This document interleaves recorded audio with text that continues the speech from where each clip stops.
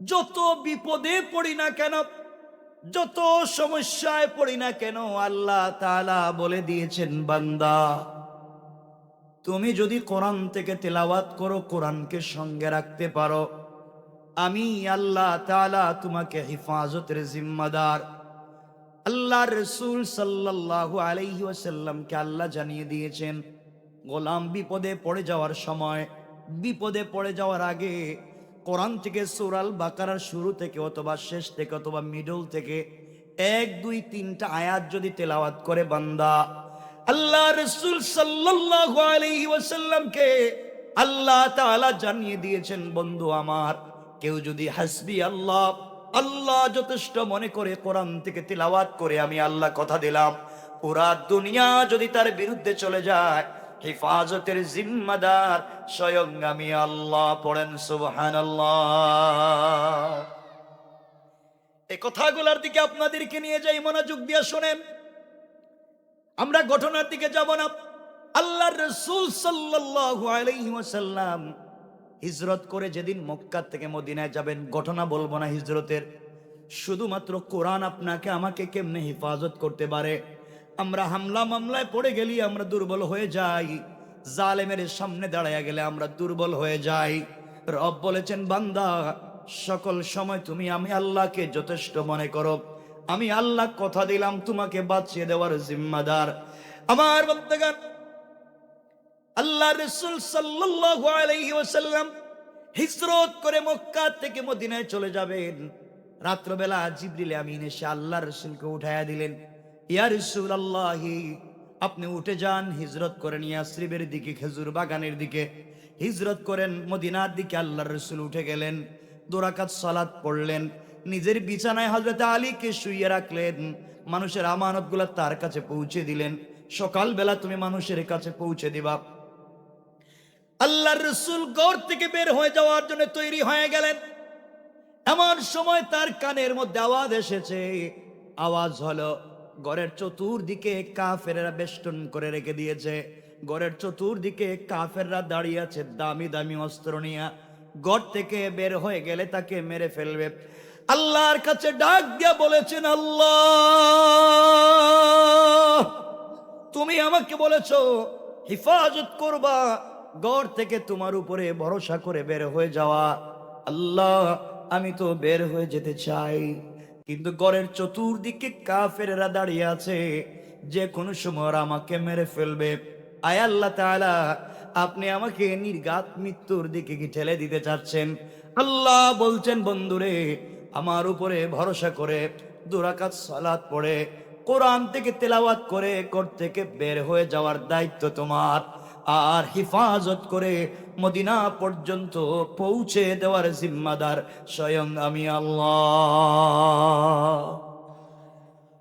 আল্লাহ রাসূল দরজায় পৌঁছে গেলেন, আবার আল্লাহকে ডাক দিয়ে বলছেন, আল্লাহ জানি নিঃসন্দেহে নিশ্চয় আপনি বাঁচাবেন, এতে সন্দেহ নাই আপনি বাঁচিয়ে দিবেন আল্লাহ, কিন্তু আয় আল্লাহ তাআলা আমাকে আত্মরক্ষা করবার জন্য, প্রতিরোধ করবার জন্য কোনো ব্যবস্থা গ্রহণ করবার সুযোগ দেন আল্লাহ। না হয় আমাকে দেখে আমার আখিরি জামানার উম্মতেরা শিখবে, বিপদে পড়ে গেলে হাত গুটিয়ে বসে থাকতে হয় না।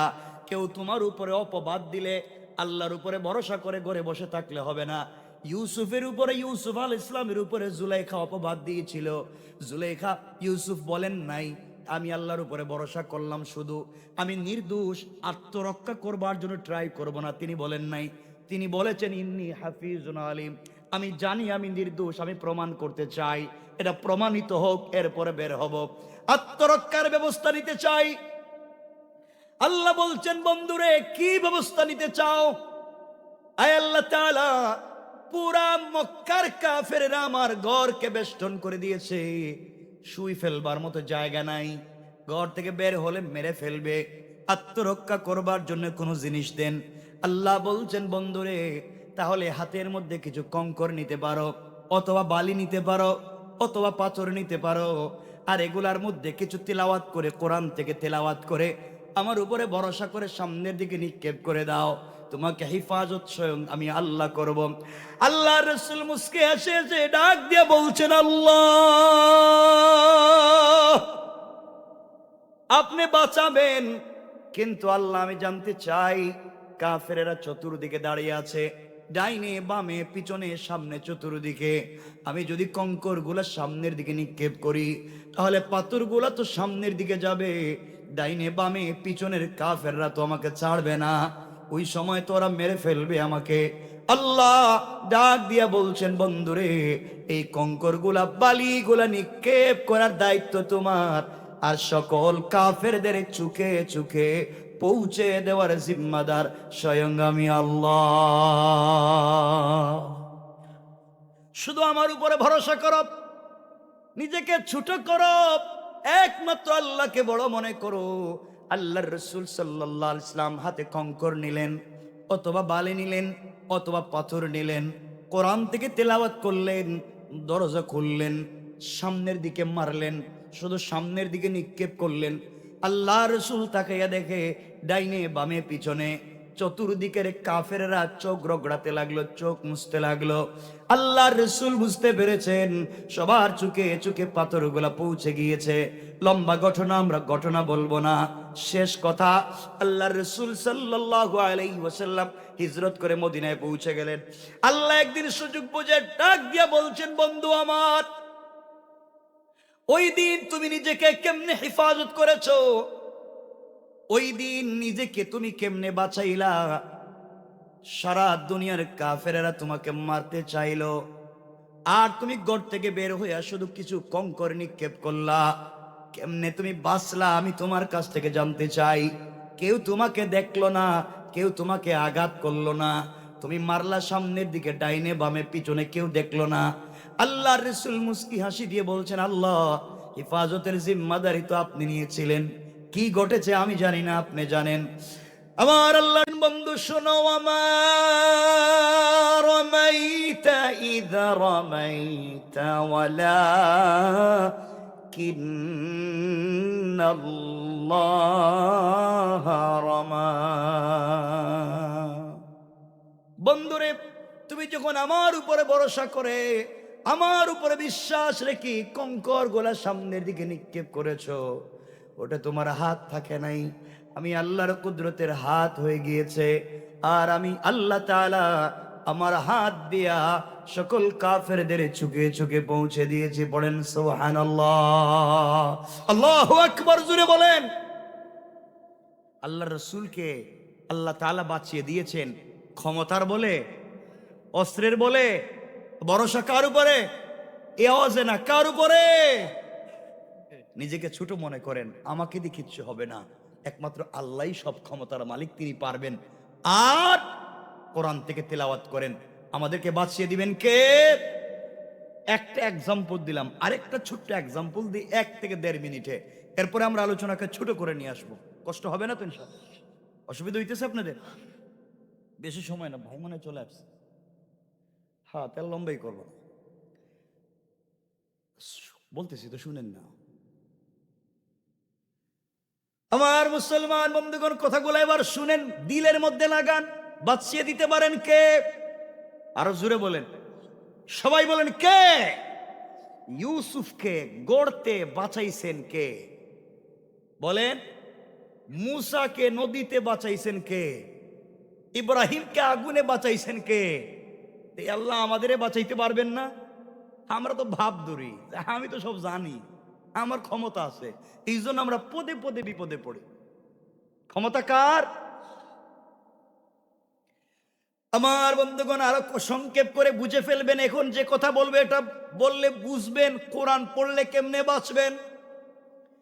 আল্লাহ রাব্বুল ইজ্জত ওয়াল জালাল বলছেন, বন্ধুরে দুনিয়ার জমিনে মানুষ তোমাকে আমাকে, আল্লাহ বলছেন দুনিয়ার জমিনে কাফের বেঈমানরা আপনাকে আমাকে দুনিয়া থেকে উঠিয়ে দেওয়ার জন্য যত কৌশল করুক না কেন, আল্লাহ রাব্বুল ইজ্জত ওয়াল জালাল বলছেন তাদের কৌশলগুলো আমার কাছে ব্যর্থ, কোনো কৌশল কাজ করে না। আল্লাহ তাআলার মতো কৌশলী পৃথিবীতে আর নাই। আমার আল্লাহ কোরআনে কারিমে বলছেন, ওয়া মাকারু ওয়া মাকারাল্লাহ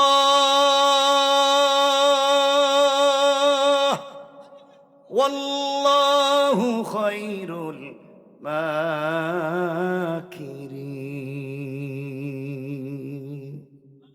আল্লাহ রাব্বুল ইজ্জত ওয়াল জালাল বলে দিলেন, দুনিয়ায় মানুষ কিসের কৌশল করে আর কিসের কর্ম পদ্ধতি নির্বাচন করে, আমি আল্লাহর চাইতে শ্রেষ্ঠ কুশলী সৃষ্টিতে আর নাই। কোন ঠিক কিনা? কেন বললাম এবার বুঝেন। আল্লাহর ওয়াস্তে বলছি, কোরআনকে সাথে রাখবেন। কোরআন আপনাকে আমাকে বাঁচিয়ে দিবে। কোরআনকে শুধু বিশ্বাস করে সাথে রাখেন। সাথে রাখার মানে কিতাবটাকে সাথে রাখা না, তার বিশ্বাসকে সাথে রাখেন। দিল থেকে কোরআন তেলাওয়াত করেন। কেমনে বাঁচবেন শুধু এই কথাটাই 1-1.5 মিনিটে বলতে চাই। আল্লাহ রাসূলের কাছে যখন সূরা লাহাব নাজিল হয়ে গেল, আল্লাহ তাআলা আবু লাহাবের ধ্বংসের কথা বলেছেন, আবু লাহাবের সন্তান সম্পত্তি ধ্বংসের কথা বলেছেন, কিন্তু মধ্যখানে আয়াত নাজিল করে বলছেন ওয়ামরাতুহু হাম্মালাতাল হাতাব, আমি ওই মহিলাকেও ধ্বংস করেছি যেই মহিলা হাম্মালাতুন। এর তাফসিরে আল্লামা উবাইদুল্লাহ সিন্দি ইনকিলাবী তাফসিরে দুটা ব্যাখ্যা নিয়েছেন। আল্লাহ তাআলা বলছেন, বন্ধুরে, ওই মহিলাকে আমি আল্লাহ ধ্বংস করেছি যেই মহিলা রাস্তা থেকে বিষাক্ত কাঁটাওয়ালা কাঠ এনে তোমার রাস্তায় ফেলে দিয়ে দিন প্রচারে ডিস্টার্ব করতো, আমি তাকে ধ্বংস করেছি। 2 নম্বর, যেই মহিলা ঘরে ঘরে গিয়ে রাস্তায় গিয়ে তোমার বদনাম করতো, গীবত করতো, এই বদনাম গীবতকারিণী মহিলাকে আমি আল্লাহ ধ্বংস করে দিলাম। আমার বন্ধুগণ, এটার লম্বা আলোচনা, কিন্তু আমরা মূল উদ্দেশ্য হচ্ছে আল্লাহ কোরআন তিলাওয়াত করলে কেমনে বাঁচাবেন। আমার মুসলমান ভাইরা, এই আয়াত নাজিল হয়ে যাওয়ার পরে উম্মে জামিল হাতের মধ্যে পাথর নিয়ে, কাদের মধ্যে পাথরের ব্যাগ নিয়ে আল্লাহর রাসূলকে মেরে ফেলবার জন্য বের হয়েছে। উম্মে জামিল আবু লাহাবের স্ত্রী, আমার রসুলের চাচি, অপরদিকে আমার রসুলের বিয়াইন আবু লাহাব রসুলের চাচাও, রসুলের বিয়াইও। আমার বন্ধুগণ, এভাবে এই কথাগুলো বুঝেন। আল্লাহর রাসূল সাল্লাল্লাহু আলাইহি ওয়াসাল্লাম সিদ্দিকে আকবরকে সঙ্গে নিয়ে হাতিমে কাবায় বসে পড়লেন। সিদ্দিকে আকবর বসে আছেন, আল্লাহর রাসূল সিদ্দিকে আকবরের রানের উপরে মাথা রেখে শুয়ে আছেন। আর সিদ্দিকে আকবর আল্লাহর রাসূলের চেহারা মুবারকের দিকে তাকায়, আল্লাহকে ডাক দিয়া বলছে, আল্লাহ, মনে হচ্ছে আমার কোলে পুরা দুনিয়ার সম্পত্তি তুমি রেখে দিয়েছ। পুরা জিন্দগি ভর যদি আল্লাহর রাসূল এভাবে শুয়ে থাকে আর আমি যদি তার চেহারা মুবারকের দিকে তাকাইয়া থাকি, ও গো আল্লাহ, আমার মন বলছে আমার পেটে কোনোদিন খিদে লাগবে না। আল্লাহু আকবার। এই আওয়াজে না জুড়ে বলেন। আমার বন্ধুগণ, এক পর্যায়ে সিদ্দিকে আকবর বসে পড়লেন। আল্লাহর রাসূল সাল্লাল্লাহু আলাইহি ওয়াসাল্লাম সিদ্দিকে আকবরের রানের উপরে মাথা রেখে শুয়ে পড়লেন। এমন সময়ে উম্মে জামিল পাথরগুলা নিয়ে কাবা চত্বরের দিকে যায়। সিদ্দিকে আকবরের চোখ পড়েছে, রাসূলকে ডাক দিয়ে বলছেন, ইয়া রাসূলুল্লাহ, একজন মহিলা অস্ত্র নিয়ে হাতের মধ্যে পাথর নিয়ে আসতেছে আপনাকে মেরে ফেলবার জন্য। ইয়া রাসূলুল্লাহ, আপনি আমাকে বলেন, মহিলা যদি আপনাকে আঘাত করে এর চাইতে অপমানের পৃথিবীতে আর কিছু হতে পারে না। আপনি আমাকে বলেন, আমি তাকে শায়েস্তা করে দিই, জমিন থেকে উঠাইয়া দেই। আল্লাহ রাসূল বলছেন, না আবু বকর, কোন জালেম, কোন অন্যায়কারী আমাকে যদি আঘাত করবার জন্য আসে, মেরে ফেলবার জন্য আসে, আল্লাহ বলছেন, বন্ধুরে, শুধু আমাকে যথেষ্ট মনে করে, আমাকে বড় মনে করে কোরআন থেকে তিলাওয়াত করবা, আর তোমাকে হিফাজতের জিম্মাদার স্বয়ং আমি আল্লাহ। কথাগুলা দিল দিয়া শুনেন কি বলতে চাই। এক পর্যায়ে উম্মে জামিল কাছাকাছি পৌঁছে গিয়েছে। সিদ্দিকে আকবর বলছেন, ইয়া রাসূলুল্লাহ, এত দেখতেছি আপনার চাচি এবং বিয়াইন উম্মে জামিল আপনাকে মারবার জন্য এসেছে, আপনি বলেন বাধা দেই। আল্লাহর রাসূল বললেন, তাকে আসতে দেও। উম্মে জামিল আসতে লাগলো। আল্লাহর রাসূল কোরআন থেকে তেলাওয়াত শুরু করে দিলেন। উম্মে জামিল পাথর নিয়ে আল্লাহ রসুলের সিনা মুবারকের সামনে দাঁড়াইয়া আবু বকরকে ডাক দিয়া বলছে, আবু বকর, তোমার বন্ধু মুহাম্মদ ইবনে আব্দুল্লাহ কোথায়? তুমি দেখি একা একা এখানে বসে আছো, তোমার বন্ধু কোথায়? জোরে পড়েন না আল্লাহু আকবার। এই আওয়াজে না আরো জোরে পড়েন। সিদ্দিকে আকবর আশ্চর্য হয়ে গেলেন। আল্লাহ রসুল আমার রানের উপরে শুয়ে আছেন, দুইটা চোখ দিয়ে আল্লাহ রসুলকে দেখতে পাই, দুইটা কান দিয়া আল্লাহ রসুলের তেলাওয়াত শুনি।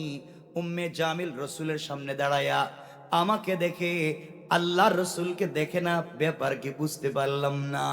এমন সময় সিদ্দিকে আকবর বলছেন, উম্মে জামিল, মোহাম্মদ তোমার ভাতিজা, মোহাম্মদ তোমার বেয়াই, তুমি খুঁজে দেখো কোথায় আছে। উম্মে জামিল পুরা কাবা চত্বর খুঁজে রসুলকে পেল না। আবার আমার রসুলের সিনা মুবারকের সামনে দাঁড়াইয়া আবু বকরকে ডাক দিয়া বলছে, আবু বকর, পুরা কাবা চত্বর খুঁজে কোথাও তোমার বন্ধুকে পেলাম না, বলো না কোথায় গেল, তাকে জানাইয়া দিবা আমি তার চাচি এবং বেয়াইন উম্মে জামিল, তাকে মারবার জন্য এসেছিলাম, তাকে কোথাও পেলাম না, তার আজকের দিনটা ভালো যাক, সে তো আমার হাত থেকে বেঁচে গেল, তাকে জানাইয়া দিবা। আমি যদি তাকে কোথাও পাই আস্ত রাখবো না, জমিন থেকে উঠাইয়া দিব। পড়েন না নাউজুবিল্লাহ। সিদ্দিকে আকবর মনে মনে বলতেছে, উম্মে জামিল রে, তুমি আমার রসুল রে মারবা, অথচ রসুলের সামনে দাঁড়াইয়া আমারে দেখো, রসুল রে দেখো না। আল্লাহু আকবার। চিৎকার করে উম্মে জামিল চলে গেল। এবার সিদ্দিকে আকবর আল্লাহর রসুলকে জড়াইয়া চোখের পানি ছেড়ে কান্দে আর বলছে, পয়গম্বর আরবি, উম্মে জামিল আপনার সামনে দাঁড়াইয়া আমাকে দেখে, আপনাকে দেখে না, ব্যাপার কি ইয়া রাসূলুল্লাহ? আল্লাহ রসুল সিদ্দিকে আকবরকে জড়িয়ে ধরলেন, মুচকি হাসি দিয়া বলছেন, আবু বকর রে শোনো, আমার আল্লাহ বলে দিয়েছেন, বন্ধুরে, কোন জালেম যখন তোমাকে আঘাত করবার জন্য আসবে, তুমি আমাকে যথেষ্ট মনে করো, হাসবি আল্লাহ, নিজেকে ছোট মনে করো, রবকে বড় মনে করো, যদি করতে পারো আমি আল্লাহ তোমাকে ওয়াদা দিলাম, হিজাব মাসতুরা, আকাশ থেকে গোপন পর্দা পাঠাইয়া ওই কাফের জালেম আর তোমার মধ্যখানে আমি আল্লাহ পার্টিশন সৃষ্টি করে দেই। পড়েন সুবহানাল্লাহ। ও সিদ্দিকে আকবর, আল্লাহ তাআলা গোপন পর্দা দিয়ে দে, এই জন্যে উম্মে জামিল আমার সামনে দাঁড়াইয়া তোমারে দেখে, আমারে দেখে না। 3 নম্বর গুণ আমার আল্লাহ বলছেন, ওয়াল্লাযীনা ইয়াবিতুনা লিরাব্বিহিম সুজদাও ওয়া কিয়ামা। আল্লাহ রাব্বুল ইজ্জত ওয়াল জালাল বলছেন, মুসলমানেরা, এই দুনিয়ার জমিনে যারা আমি আল্লাহর গোলাম দাবি করবে, আশিকের রাসূল দাবি করবে, আমি আল্লাহর গোলাম নিজেকে মনে করবে, আল্লাহর গোলাম যারা দুনিয়ার জমিনে দাবি করবে, আল্লাহর গোলামের 3 নাম্বার কোয়ালিটি হলো, আমার গোলাম বিপদে পড়ে গেলে রুকু করবে আমার পায়ে, সেজদা করবে আমার পায়ে, সুজ্জাদুম ওয়া কিয়ামা, সেজদা আমার জন্য, রুকু আমার জন্য। সুতরাং মাথা যদি নিচু করতে হয় একমাত্র আল্লাহর জন্য করা যাবে, দুনিয়ার কোন সৃষ্টির জন্য মাথা নিচু করা যাবে না। সুতরাং আজকালকে যারা আল্লাহর পা ছাড়া পীরের পায়ে সেজদা করে, মাজারে মাজারে গিয়ে সেজদা করে, আল্লাহর কসম, আল্লাহর কসম, তারা পূর্ণাঙ্গ আল্লাহর গোলাম হতে পারে না। ঠিক কিনা জোরে বলেন? আজকালকে অমুক বাবার মাজার, তমুক বাবার মাজারের তো অভাব নেই, এখন আম্মারও মাজার আছে, বাপের মাজার, ছেলের মাজার, বোনের মাজার, মাজার মাজার মাজার, আর সবকিছু ওখানে নিয়ে যায়, নাচানাচি করে, গাঞ্জা খায়। এইগুলো কি যে শুরু হয়েছে, এগুলোর মধ্যে নাকি এশক আছে, আল্লাহ মাফ করুক, মাজ আল্লাহ। সুতরাং আল্লাহর গোলামের 3 নম্বর গুণ, সেজদা কার পায়ে? সবাই বলেন, কোন পীরের পায়ে সেজদা করা যাবে? ইন্নাহু মান ইউশরিক বিল্লাহ ফাকাদ হারামাল্লাহু আলাইহিল জান্নাহ ওয়া মাওয়াহুন নার ওয়া মা লিয-যালিমিন মিন আনসার। যে ব্যক্তি শিরিক করলো তার জন্য জান্নাত হারাম হলো, জাহান্নাম ওয়াজিব হলো, কিয়ামতের দিন সে কাউকে সাহায্যকারী পাবে না। এই জন্য আমরা মাথা নিচু করলে একমাত্র কার সামনে?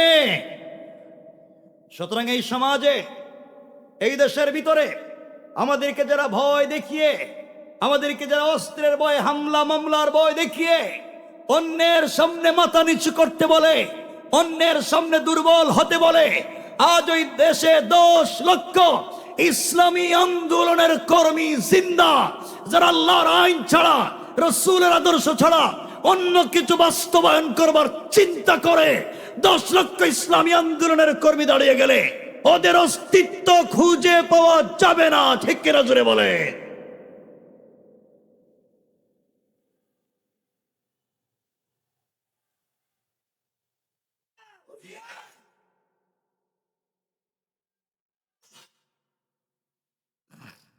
আর সময় লম্বা করব না, হয়তো মোহতারাম চলে এসেছেন, 10:30 তো হয়ে গেছে, আমাদের বিষয় বাকি রয়েছে, কিন্তু লম্বা তো করবো না। কষ্ট হইতাছে? কি কয়? ডায়াবেটিস নাই, প্রেশারও নাই, প্রস্রাবে ধরছে না? না, এখন সব বন্ধ হয়ে গেছে। ডাক্তারে কি করবো? সব হসপিটাল তো বন্ধ হয়ে যাব। আমার বন্ধুগণ, আল্লাহর গোলামের 3 নাম্বার গুণ রুকু সেজদা কার পায়ে? খুব মনোযোগ দিয়ে এখনকার কথা শুনেন, শুধু শুনেন কি বলতে চাই। সূরা আল মাআরিজ 8 নম্বর আয়াত খুলবেন। এতক্ষণ যা বলছি আপনাদের যদি বিশ্বাস না হয়, বিপদে পড়লে আল্লাহকে মনে করেন, ঝামেলায় পড়লে আল্লাহকে মনে করেন। আজকে দুনিয়ায় দুনিয়া দুনিয়া দুনিয়া দুনিয়া বলে কাটাইয়া দিচ্ছেন। আজকে মনে রাখবেন, কলিজা বের করে 24টা ঘন্টা গাধার মতো যদি খাটুনি দেন, এরপরে 100% এই পৃথিবীর কোনো মানুষকে খুশি করতে পারবেন না। না আপনার স্ত্রীকে, না আপনার সন্তানকে, না আপনার মা বাপকে, না আপনার ভাই বোনকে। স্ত্রী বলবে তুমি আমারে কি দিছ, সব তো তোমার মারাই দিতেছ। মারে দিল, মা বলবে তুমি আমারে কি করছ, সব তো তোমার বউর বাড়ি পাঠাইতেছ। কথা বলেন না কেন? এইটা কইব, ওইটা কইব, কাউরে খুশি করতে পারবেন না। আল্লাহ বলছেন, গোলাম কার পিছনে মেহনত করেছ? দুনিয়ার মানুষের পিছনে বৃথা চেষ্টা বাদ দিয়ে তুমি আমি আল্লাহকে সন্তুষ্ট করবার জন্য আমার পিছনে লেগে যাও, আমাকে সন্তুষ্ট করবার চেষ্টা করো। বান্দা তুমি শুধু সাজদায় গিয়ে একটা বার পড়ো সুবহান, আমি পবিত্র। আমি জবাব দিলাম সাব্বাহতানি। ও বান্দা, কোন গোলাম যখন সাজদায় গিয়ে পড়ে সুবহান, আল্লাহ বলেন সাব্বাহতানি, অবশ্যই আমি পবিত্র। আর বান্দা তুই আমাকে সুবহান বলবার কারণে সাব্বাহতুকা, আমি আল্লাহ তোরে পবিত্র বানাইয়া দিলাম। গোলাম যখন সাজদায় গিয়ে পড়ে আলা, আল্লাহ বলেন অবশ্যই আলাইতানি, আমি বড়। এতদিন পরে মন হইছে আমি বড় আর তুমি ছোট। আলাইতুকা, বান্দা আমি তোরে দুনিয়ায় বড় বানাইয়া দিলাম, আর আখিরাতে বড় বানাইয়া বিনা হিসাবে জান্নাতের ফয়সালা করে দিলাম। শুধু মনে করো আমি বড়। আজ কার পিছনে সময় ব্যয় করতেছো? আল্লাহ তাআলা কোরআনে কারীমের সূরা আল মাআরিজের 8 নম্বর আয়াতে বলছেন, ইয়াউমা তাকুনুস সামাউ কাল মুহুল, যেই দিন আসমান বিগলিত তামার মতো ফুটা ফুটা হইয়া পড়বে। ওয়া তাকুনুল জিবালু কাল আহিন, যেদিন পাহাড়গুলা রঙিন সুতার মতো উড়ে যাবে।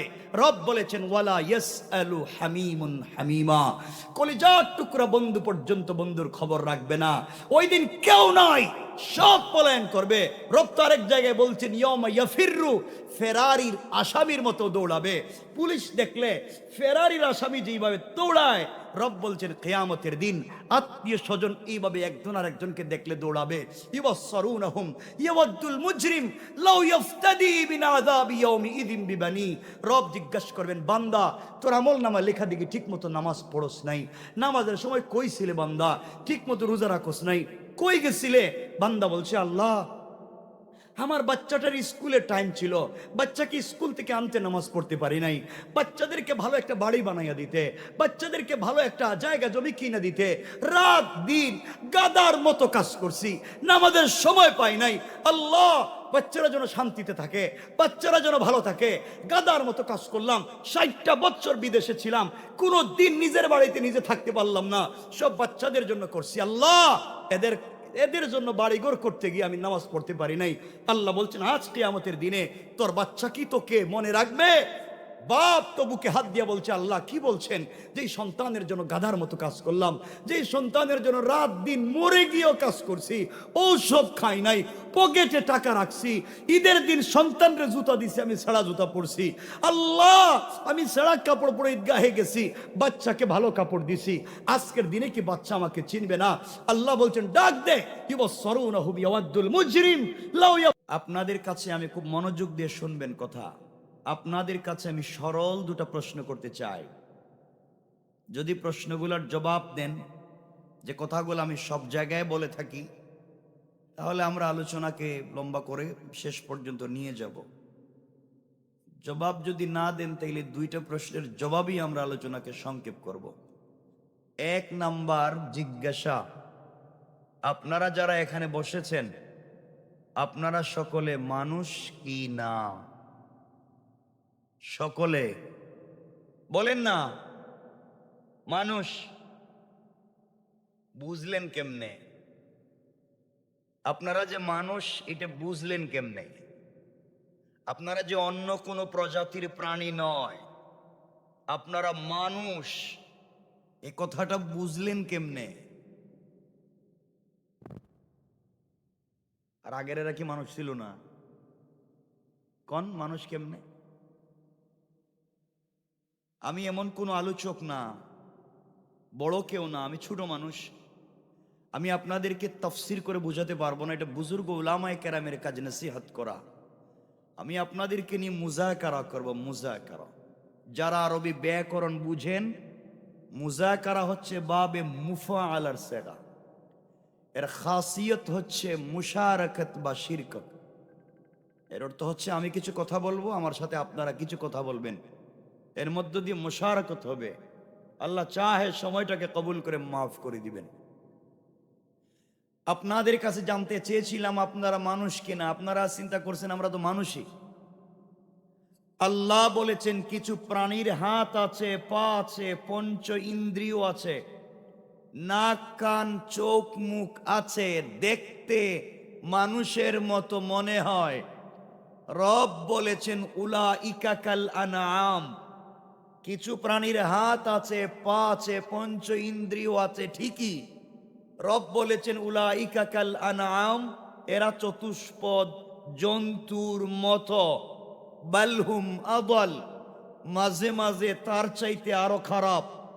রব বুঝাতে চাইলেন হাত পা নাক কান চোখ মুখ থাকলেই শুধু মানুষ হয় না।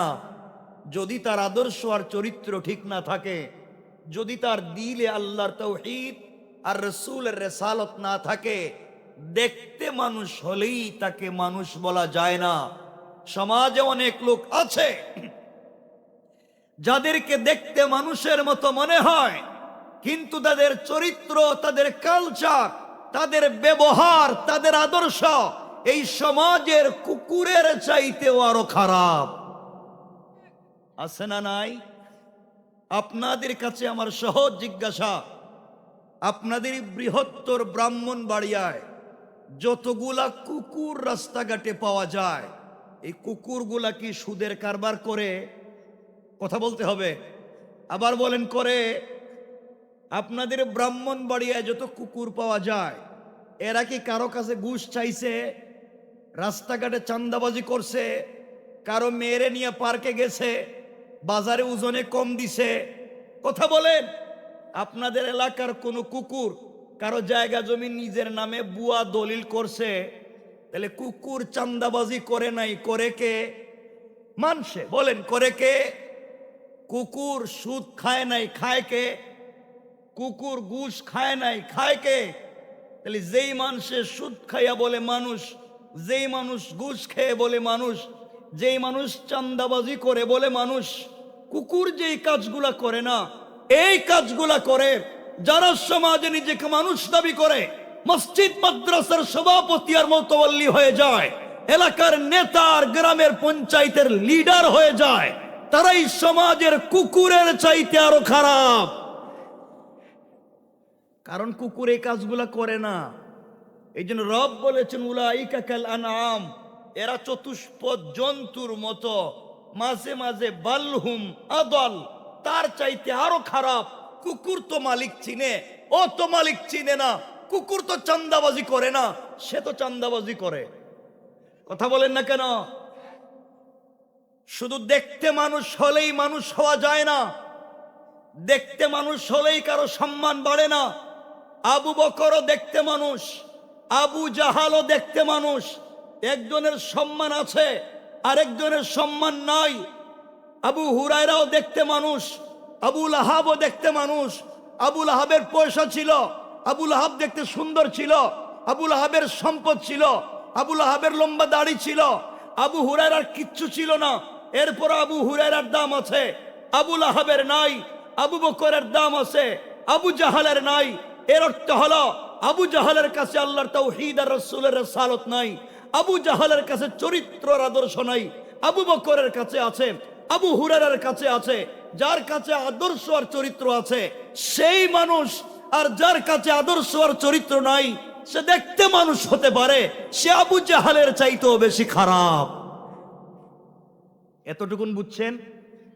দেখতে মানুষ, আল্লাহর কাছে কোনো দাম নাই। এই জন্য আল্লাহ বলেছেন, লাকাদ কানা লাকুম ফি রাসূলিল্লাহি উসওয়াতুন হাসানা। তোমাদের কাছে একজন মহামানব পাঠিয়েছি, তোমাদের মতো হাত পাওয়ালা। শুধুমাত্র তার থেকে কি শিখতে হবে? পুরা সৃষ্টির উত্তম আদর্শ বানিয়ে তোমাদের কাছে পাঠিয়ে দিয়েছি, তাকে ফলো করো। তিনি কেমনে হাঁটেন, তিনি কেমনে লেনদেন করেন, তিনি কেমনে ব্যবসা বাণিজ্য করেন, তিনি কেমনে স্ত্রীর সাথে কথা বলেন, তিনি কেমনে সন্তানের সাথে কথা বলেন, তিনি কেমনে আত্মীয়তার বন্ধন ঠিক রাখেন, তিনি কেমনে সামাজিকতা রক্ষা করেন। তিনি শুধু মসজিদ মাদ্রাসায় আমার লিডার নয়, তিনি আমার ব্যক্তি জীবন থেকে নিয়ে পার্লামেন্ট পর্যন্ত, গড় থেকে নিয়ে সংসদ পর্যন্ত সকল জায়গায় আল্লাহর রসুলকে আদর্শ মানতে হবে। যারা আল্লাহর রসুলকে আদর্শ না মেনে ভিন্ন মানুষের আদর্শ, ভিন্ন ব্যক্তির চিন্তাধারা এই সমাজে প্রতিষ্ঠা করতে চায়, পরিষ্কার করে কোরআন হাতে নিয়ে বলছি, এই দেশ মুসলমানদের দেশ, আলেম ওলামার দেশ, পীর বুজুর্গের দেশ, অলি আব্দালের দেশ, গাউস কুতুবের দেশ, মাদ্রাসা মসজিদের দেশ, আসান ইকামতের দেশ, কোরআন সুন্নাহর দেশ, ইসলামী আন্দোলনের কর্মীর দেশ। যারা এই দেশে আল্লাহর রাসূলের আদর্শের বিরুদ্ধে অন্য কোনো আদর্শ প্রতিষ্ঠা করতে চায়, তাদের অস্তিত্বই সমাজে খুঁজে পাওয়া যাবে না ইনশাআল্লাহ। এই জন্য আমাকে আপনাকে পরিষ্কার মনে রাখতে হবে, আল্লাহ একজনকে আদর্শ বানিয়েছেন। সুতরাং বাঁচতে হলে একমাত্র, কেবলমাত্র, শুধুমাত্র বাপ নয় আমার আদর্শ, দাদা নয় আমার আদর্শ। যদি বাপ দাদা আল্লাহ রসুলকে আদর্শ না মানে, একমাত্র আদর্শ আল্লাহর রসুল। পুরো দুনিয়া তার বিরুদ্ধে চলে গেলেও, পুরো সৃষ্টি তার বিরুদ্ধে চলে গেলেও আমাকে তাকেই ফলো করতে হবে। তাহলে শুধু দেখতে মানুষ হলেই মানুষ হওয়া যায়? কথাগুলো বুঝছেন? আপনাদেরকে তো দেখতে অলিয়া উলিয়ার মতো মনে হইতেছে। কি বল, আল্লাহ বলি, দাড়ি টুপি জুব্বা, এই ভাব ধরছেন কে রে? এই ভাব ধরছেন কে? ভাব তো ভালো মানুষের ধরছেন, কিন্তু ভিতরে তো ভালো মানুষের কিচ্ছু নাই। কারণ পুরা সমাজ খাইয়া একবারে সব শেষ কইরা অলিয়া উলিয়ার মতো বসে রয়েছে। খারাপ লাগতেছে না আমার কথা? আমি কিন্তু এখনো বলি নেই কিছু, শুধু শুনেন কয়েক মিনিট। আপনাদের কাছে আমার 2 নম্বর জিজ্ঞাসা, আপনারা যারা এখানে বসেছেন সকলে মুসলমান, কথা বলেন না কেন? কেমনে বুঝলেন?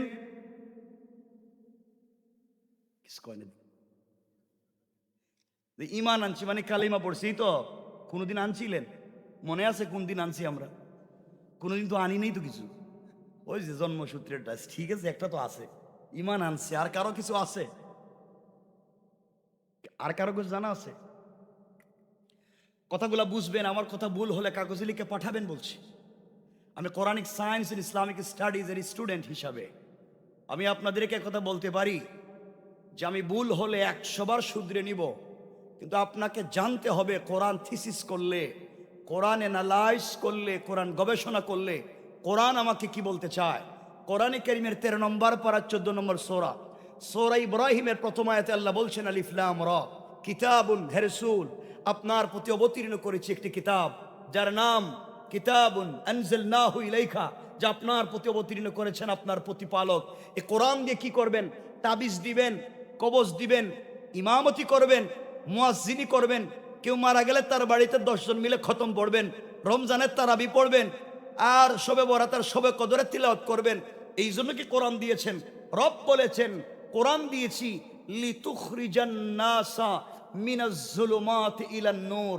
কোরআন একটা ম্যাগনেটিক লাইট, কোরআন একটা বাস্তব চুম্বক। সমাজের যত জায়গায় অন্ধকার দেখবে, সমাজের যত জায়গায় দুর্নীতি দেখবে, সমাজের যত জায়গায় অশ্লীলতা দেখবে, পুরা সমাজকে দুর্নীতি মুক্ত করে এক আল্লাহর তাওহীদ, এক রাসূলের রিসালাত শিক্ষা দিয়ে সকল মানুষকে জান্নাতের পথ দেখাবার জন্য কমপ্লিট লাইফের ডিসিশন, কমপ্লিট লাইফ চালাবার জন্য সংবিধান, যাকে বলে আল কোরআন। পুরা জিন্দেগি যাকে দিয়ে চলা যায়। এখানে বলেছেন একজন, শুধু বুঝবেন কথাগুলা, ভুল হলে আমাকে বলবেন। এখানে একজন বলেছেন আমরা তো কালিমা পড়ছি এই জন্য মুসলমান। কথা বুঝবেন, শুধু কালিমা জানলে, কালিমা পড়লে, কালিমা বুঝলে মুসলমান হওয়া যায় না। বুঝেন, শুধু কালিমা পড়লে, জানলে, বুঝলেই মুসলমান হওয়া যায় না। যারা ইউনিভার্সিটিতে পড়ে, আপনারা জানেন ইসলামিক স্টাডিজ নামে একটা বিভাগ আছে, ওখানে মুসলমান ছাত্রদের পাশাপাশি অনেক হিন্দু, বৌদ্ধ, ইহুদি, খ্রিস্টান অনেক ছাত্ররাও এখানে পড়ে। না পড়ে না? পড়ে না? তারা ইসলামিক স্টাডিজে পড়ে, কোরআন থিসিস করে, কোরআন অ্যানালাইজ করে, 4-5 বছর পরে ট্রিপল এমফিল করে, ট্রিপল MA করে, এমফিল করে, PhD ডিগ্রি নেয়, ডক্টর হয়। আমি আপনাদের কাছে জানতে চাই, যারা 5-7 বছর কোরআন গবেষণা করে ডক্টর হয়, তারা কম পড়ে না বেশি পড়ে? কথা বলে না কেন? কম বুঝছে না বেশি বুঝছে? কম জানছে না বেশি জানছে? বেশি পড়ে, বেশি বুঝে, বেশি জেনে 4-5 বছর কোরআন গবেষণা করে যে হিন্দু, বৌদ্ধ ভাই বোন ডক্টরেট ডিগ্রি নিছে, তারা মুসলিম? কথা বলেন। তারা কোরআন জানতো না, বুঝতো না, তারা পড়ে নাই, তাদের জানবার, বুঝবার, পড়বার সাথে নাই আল্লাহর তাওহীদ আর নাই রাসূলের রিসালাত। বুঝা গেল আল্লাহর তাওহীদ এবং রাসূলের রিসালাত বিবর্জিত কোরআন শিক্ষার গবেষণাও কাউকে মুসলমান বানাতে পারে। আমাদের লাগবে আল্লাহর তাওহীদ আর রাসূলের রিসালাত। কথাগুলা বুঝবেন। আপনারা বলতে পারেন এই যে ভাব ধরছেন, এই ভাব ধরে ধরে জান্নাতে চলে যাবেন, এখানে কে বলছে আমরা নামাজ পড়ি এই জন্য তো মুসলিম? কোরআনে কারীমের 30 নম্বর পারায় আল্লাহ বলছেন ফাওয়াইলুল লিল মুসাল্লিন। অনেক নামাজি ব্যক্তিকে তার নামাজি জাহান্নামে নিয়ে যাবে। সুতরাং নামাজ দেখাইয়া দেখাই জান্নাতে যাওয়া যাবে না। এবার আমার কথা শুনেন, আমার রাসূলের পিছনে অনেকেই সালাত পড়েছে, মাঝে মাঝে ইকামত দিয়েছে, রাসূলে পাকের দস্তারখানে খাবার খেয়েছে, রাসূলের মতো দাড়িও রেখেছে, রাসূলের মতো জুব্বা পরেছে, রাসূলের হাত ধরে মদিনার বাজারে ঘুরে বেড়িয়েছে। তার ইন্তেকালের পরে রাসূলে পাক নিজের জুব্বা মুবারক খুলে তার কাফন দিয়েছেন। তার ইন্তেকালের পরে রাসূল নিজে তার জানাজায় শরীক হয়ে ইমামতি করতে চেয়েছেন। আল্লাহ বলেছেন পয়গম্বরে আরবি, আপনার মুসল্লি, আপনার দস্তারখানের সাথী, আপনার জুব্বা নিয়ে কবরে, ইয়া রাসূলুল্লাহ একটা নয় 100 জুব্বা দিয়ে এর কাফন দিতে পারেন, একবার নয় 1,00,000 বার আপনি তার জানাজার ইমামতি করতে পারেন, কিন্তু আমি রব তাকে জান্নাত দিব না। কি বুঝলেন? আপনি কোন ইমামের মুসল্লি? ও তো রাসূলে পাকের মুসল্লি, রাসূলের দস্তারখানের সাথী, রাসূলের জুব্বা নিয়ে কবরে, রাসূল নিজে তার জানাজায় হাজির। আল্লাহ বলতেছেন লোকটা জান্নাতি না জাহান্নামী? কথা বলেন না কেন? সবাই বলেন। অপরাধ, তার বাহিরে যে বেশভূষা ছিল, তার বিশ্বাস ভিতরে ছিল না। ভিতরে যে বিশ্বাস লালন করত তা বাহিরে প্রকাশ করত না। অর্থাৎ ভিতর আর বাহির মিল নাই। বাহির আল্লাহর রসুলের সাথে, ভিতর আল্লাহর রসুলের সাথে নাই। আল্লাহ রাব্বুল ইজ্জত ওয়াল জালাল বোঝাতে চাইলেন যার ভিতর বাহির মিল নাই তার নাম, আস্তে কইবেন না, সবাই বলা লাগবে, আবার বলেন, যার ভিতর বাহির মিল নাই তার নাম রসুলের মুসল্লি হয়েও জাহান্নামী। সুতরাং আপনাদের বাহির তো দেখতে ওলিয়া উলিয়ার মতো, দাড়িও আছে, টুপিও আছে, জুব্বাও আছে, ভাব তো কম ধরছেন না, কারণ ভিতরটা দেখি কেমন। কথা বলেন না কেন? আপনারাই বলছেন যার ভিতর বাহির মিল নাই তার নাম। কথা কন না কেন? আমরা মসজিদে গিয়ে যে নামাজ পড়ি, অজু করি কার হুকুমে? সবাই বলেন কার তরিকায়? রাসূলের। কার তরিকায়? নামাজের তাকবীরে তাহরিমার জন্য কান পর্যন্ত হাত উঠাই, কার হুকুম? কার তরিকা? আমরা আগে সূরা ফাতিহা পড়ি না অন্য সূরা? কার হুকুম? কার তরিকা? আমরা আগে রুকু দেই না সাজদা দেই? হুকুম কার? তরিকা কার? আমরা আগে ডান দিকে সালাম ফিরাই না বাম দিকে? হুকুম কার? তরিকা কার? আপনারা বলেন মসজিদে প্রবেশ করে যত কাজ কাম করছি সকল কাজে কর্মে আমরা হুকুম মানছি কার? তরিকা মানছি কার? এই মসজিদ থেকে বাইরিয়া এই মুসল্লি বাজারে ওজনে কম দেয়, এই মসজিদ থেকে বাইরিয়া মসজিদের মুসল্লি সুদের কারবার করে, এই মসজিদ থেকে বাইরিয়া হাজী সাহেব নিজের মেয়ের বিয়ের সময় গায়ে হলুদ করে। আপনারা বলেন মসজিদের কাজে আর বাহিরের কাজে মিল আছে? বলেন, আবার বলেন মিল আছে? যার মিল নাই তার নাম মুনাফিক। যে কোরআন দিয়ে নামাজ পড়ছেন এই কোরআন দিয়ে ব্যবসা করা যায় না? কথা কয় না। যেই কোরআন দিয়ে নামাজ পড়ছেন এই কোরআন দিয়ে পরিবার চালানো যায় না? তাহলে কোরআন দিয়ে নামাজ পড়লেন ঠিকই, পরিবার চালাইলেন শয়তানের তরিকায়।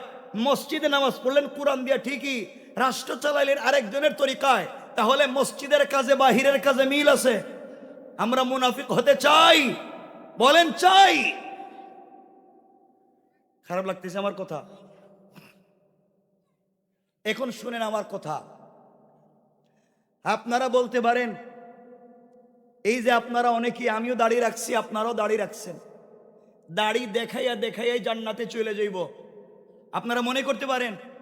আপনারা যারা বুঝেন আপনারা বলেন তো এই সমাজের বহুত হিন্দুরাও আজকালকে আপনার আমার চাইতে বহুত লম্বা দাড়ি রাখে, কথা বলেন না কেন? তাহলে হেও ভাব ধরছে, আমিও ধরছি। আপনারা বলবেন হুজুর আমাদের তো সুন্দর সুন্দর টুপি আছে, সুন্দর সুন্দর পাগড়ি আছে, ওদের তো পাগড়ি নাই। যারা শিখদেরকে চিনেন, শিখ, তারা দেখবেন আপনার আমার চাইতে আরো ডিজাইন করা পাগড়ি পরে, কথা বলেন না কেন? ভাব আমি ধরছি না হ্যাঁ ধরছে? আপনারা বলবেন হুজুর আমাদের তো জুব্বা আছে, ওদের তো জুব্বা নাই। আপনারা যারা ভালো করে দুনিয়া সম্পর্কে জানেন, এই পৃথিবীতে সব থেকে লম্বা জুব্বা পরে ইয়াহুদিরা। কারা? কারা? আপনারা বলবেন হুজুর তাহলে ঠিক আছে ওদের তো সব আছে কিন্তু তসবি তো নাই। আমরা তো পিসা হুজুর তসবি দিয়েছিলেন যে এটা তো বুড়ি।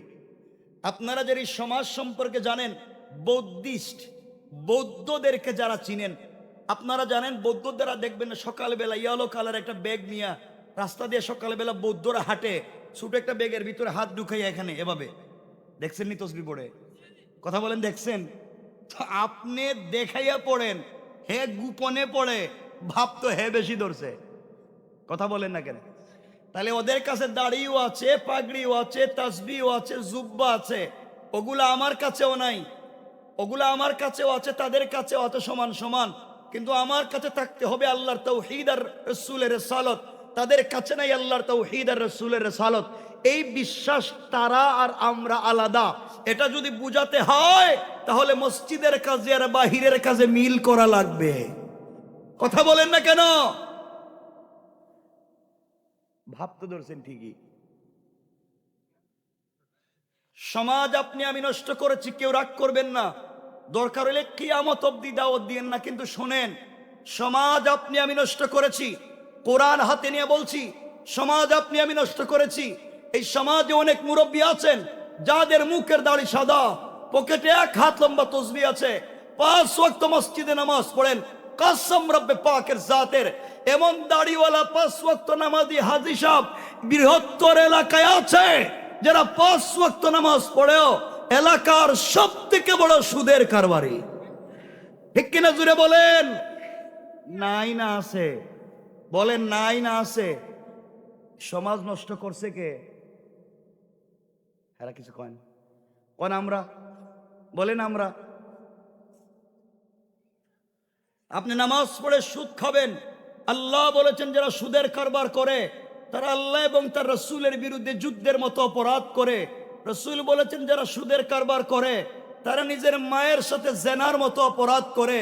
যারা এই মায়ের সাথে জেনার মতো অপরাধ করে যায় যারা আল্লাহ এবং তার রাসূলের বিরুদ্ধে যুদ্ধের মতো অপরাধ করে যায়, সে যত বড় ব্যক্তি হোক না কেন, সে সমাজের নেতার লিডার হতে পারে না। ঠিক কিনা বলে?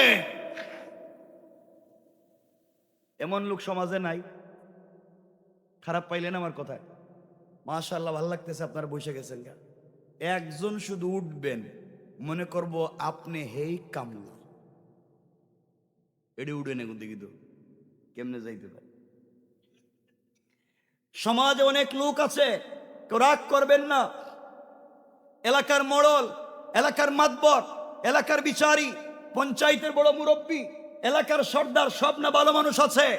এমনও পঞ্চায়েতে মুরব্বী আছে যারা গ্রামের পঞ্চায়েতের বিচার করতে গিয়া এক কাপ রং চা খাইয়া এদিকের বিচারকে এদিকে দিয়া দেয়। এগুলো এলাকায় নাই, নাই।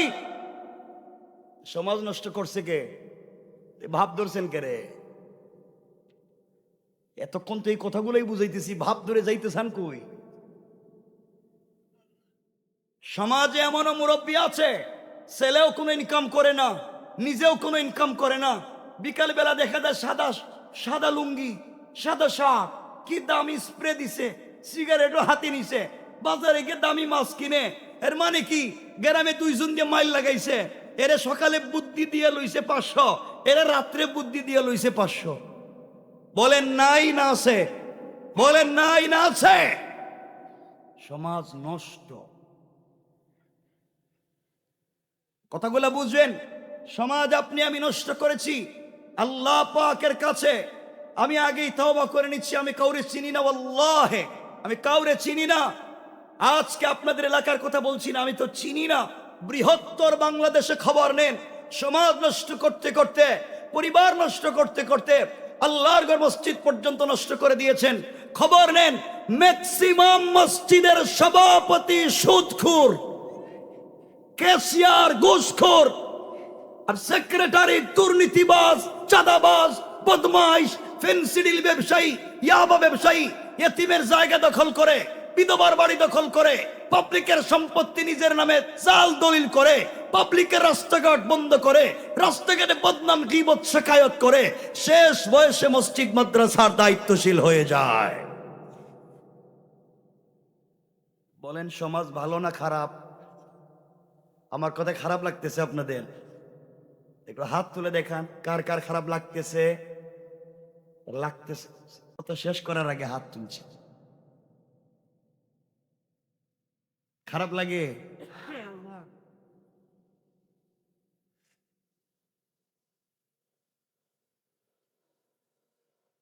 শুনেন বাবা প্লিজ, আমি সমাজের বাস্তব চিত্র ধরতেছি। যে এতগুলা শয়তানি রাইকা আপনি তাহাজ্জুদ পড়েন, লাগে ঘটনা কি রে? ঘটনাটা কি? সমাজ আপনি আমি নষ্ট করেছি, কথাগুলা দিল দিয়ে শুনেন। এই যে আপনাদের এলাকায় অনেক মসজিদ আছে, আলহামদুলিল্লাহ, মসজিদের ইমাম নিয়োগের বেলায় দেখা হয় ইমাম লম্বা নি, ইমাম খাটো নি, ইমাম দেখতে সুন্দর নি, ইমাম হাঁটে কেমনে, ইমাম দাঁড়ায় কেমনে, পেটটা মোটা নি, নামাজে কতক্ষণ থাকে, বউ দেখতে কেমন, আমানতদার কিনা, কত কিছু দেখে। মনে হয় ইমাম সাহেবের এলাকায় দুলাভাই বানাইব। এত কিছু দেখলো ইমাম রে, বলে ইমাম আমানতদার কিনা দেখতে হবে, ইমাম সৎ চরিত্রবান কিনা দেখতে হবে। আমি জানতে চাই, ইমামের কাছে কি মসজিদের কেশের পয়সা থাকে? কথা বলতে হইব। আবার বলেন, কার কাছে থাকে? ইমাম আমানতদার দরকার না ক্যাশিয়ার? কথা বলে না কেন? আবার বলেন, ইমাম খুঁজে আমানতদার আর ক্যাশিয়ার খুঁজে সুর, এলে হইল? আপনাদের এলাকার 300 জন মুসল্লির ইমাম, আপনাদের এই এলাকার 300 জন মুসল্লির ইমাম, দাড়ি কাটলে ইমামতি থাকে না, 5 ওয়াক্ত নামাজের ইমামতি না করলে ইমামতি থাকে না, সিগারেট খাইলে ইমামতি থাকে না, শয়তানি করে আরেকজনের দিকে তাকাইলে ইমামতি থাকে না। একজন ইমাম যদি এতগুলা গুণ থাকা লাগে, মাত্র 300-500 জন মুসল্লির ইমাম, যিনি বাংলাদেশের 20 কোটি মানুষের ইমাম হবেন, পার্লামেন্টে দাঁড়িয়ে এই বাংলাদেশের মানুষের ভাগ্যের পক্ষে কথা বলবেন, তাকে এই দেশের ইমামের চাইতে আরো বড় আমানতদার হওয়া লাগবে। এ কথাগুলো বুঝছেন? তাহলে আর সুর ডাকাতদেরকে এখানে পাঠাইয়েন না। জানি আমার কথায় খারাপ লাগবে, লাগলে তো কতক্ষণই লাগবে, আর পরে তো জামুগা আমি। আমার বন্ধুগণ, কথাগুলো শোনেন। সমাজ এতক্ষণ বলছি খারাপ না ভালো, কিন্তু আপনারা তো শয়তান চিনেন না। শয়তান মারার জন্য মক্কায় যান। মক্কায় গিয়ে ওই যে জামারাতে হজে যায়, হজে গিয়ে জামারাতে শয়তান রে কঙ্কর মারে, পাথর মারে, মাথা মারেনি? দেখছেননি? আরে মারতে হয় তো। গত হজের আগের হজে দেখলাম এক হাজি সাহেব হজে গেছে, হজে গিয়ে জামারাতে শয়তান রে পাথর মারতেছে। মারতে মারতে বুধহয় রাগ উঠে গেছে গা, জুতা খুললে মারতেছে। শয়তান পুরো এলাকায় মাইল লাগেছে, আর এখানে বসে রইছ। আমি জানতে চাই, যেই শয়তান রে জুতা খুলে মক্কায় মারতে গেছেন, এই শয়তান কোনদিন আপনাদের ব্রাহ্মণবাড়িয়া এলাকায় সুদের কারবার করছে? কথা কয় না কেন? ঘুষের কারবার করছে? ফেন্সিডিল বেচছে? কারো জায়গা জমি বুয়া জাল দলিল করছে? যেই শয়তানে পাবলিকের জায়গা নিজের নামে বুয়া জাল দলিল করে, এটা মক্কায় না এলাকায়? বলেন না যে সুদের কারবার করে শয়তানে মক্কায় না এলাকায়? রাস্তাঘাটের পয়সা যে শয়তানে মাইরা খায়, মক্কায় না এলাকায়? মসজিদের কেশির পয়সা মাইরা খায় যে শয়তানে, মক্কায় না এলাকায়? তাহলে শয়তান মক্কায় না এলাকায়? জুতা মারবো মক্কায় না এলাকায়? কথা কন, আবার বলেন। সব শয়তান এলাকায় বসে রয়েছে, আর জুতা মারতেছে মক্কায়।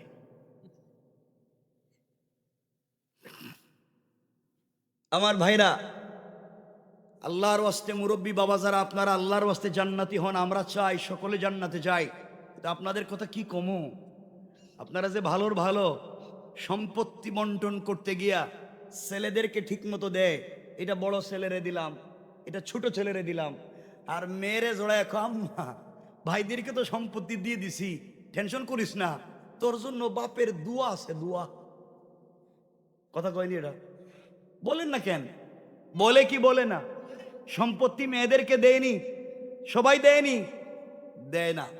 মানে রাখবেন বাবা, আপনি নিজের মেয়েরে ঠকাইয়া একবার কেন 1 কোটি বার হজ করলে কাজ হবে না, তাহাজ্জুদ পড়লেও কাজ হবে না।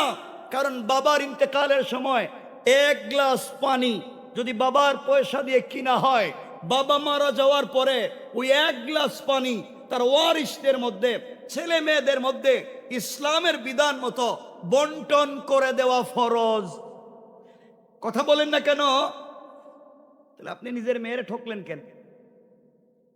এগুলো এলাকায় নাই? কথা বলেন না কেন? নাই কি এলাকায়? সবই তো আছে। এই সমস্যা থেকে সমাজকে বাঁচানো দরকার আছে না নাই?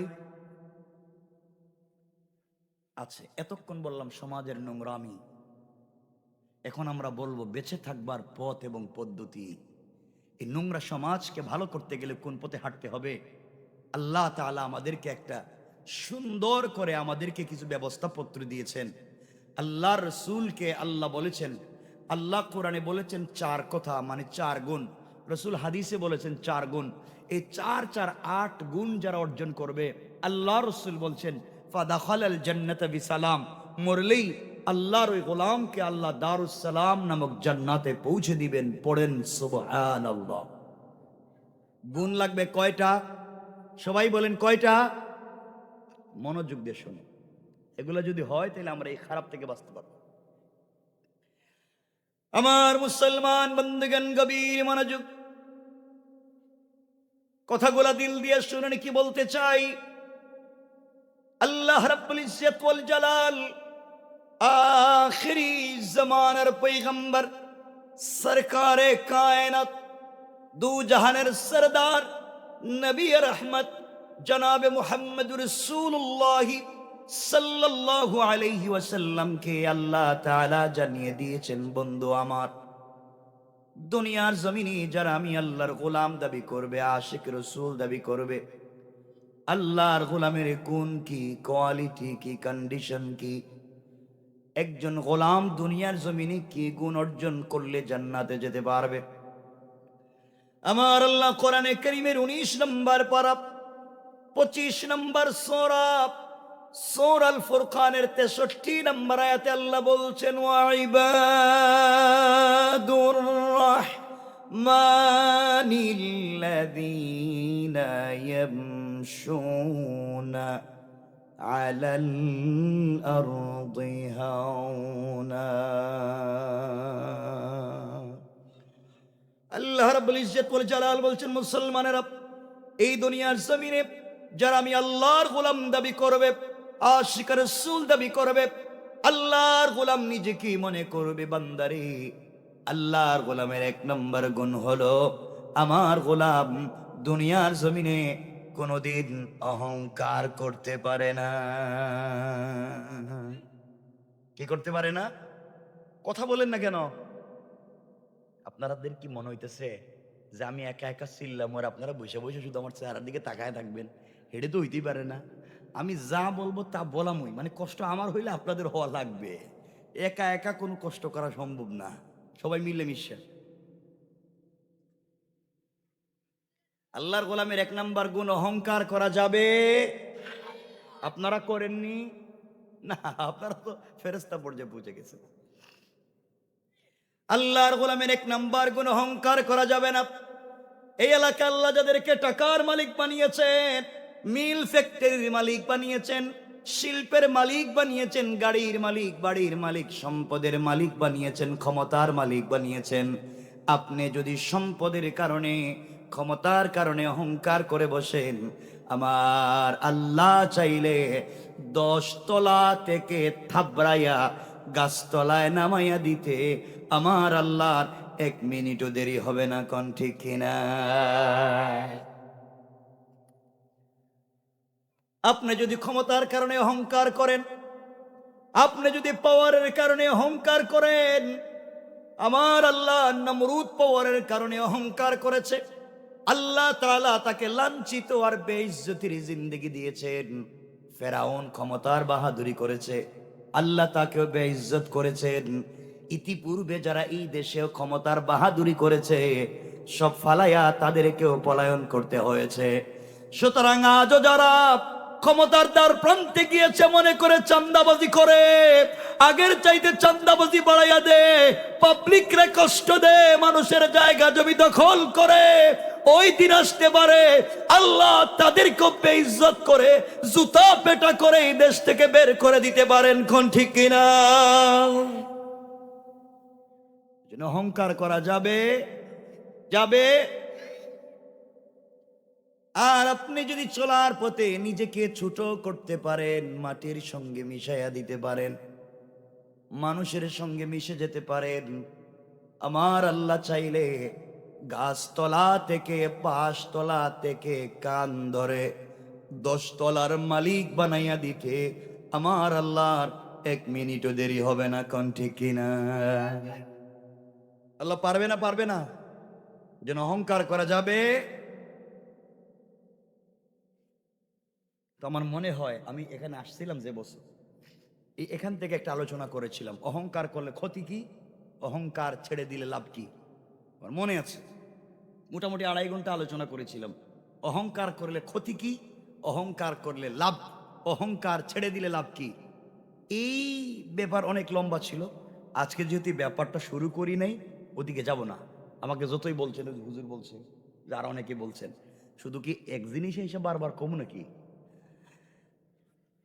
এই জন্য 1 নাম্বার অহংকার করা যাবে, কইরেন না। এখন দেখেন অহংকার, কেউ আল্লাহর ওয়াস্তে 2 হাত জোড় করে বলছে রাগ করেন না। অহংকার আমাদের সমাজে এমন ভাবে ঢুকছে আমরা বুঝতেই পারি না আমরা কত বড় অহংকারী হয়ে বসে রয়েছি। এই জন্য অহংকার করা যাবে। কথাগুলো ভালো করে মনে রাখবেন। আল্লাহ উবাইদুল্লাহ সিন্ধি ইনকিলাবি তাফসিরে আর আল্লামা জারুল্লাহ জামাখশরি তাফসিরে কাশাফে এই কথার মাথা হাতে তিনি 2টা কথা নিয়ে এসেছেন।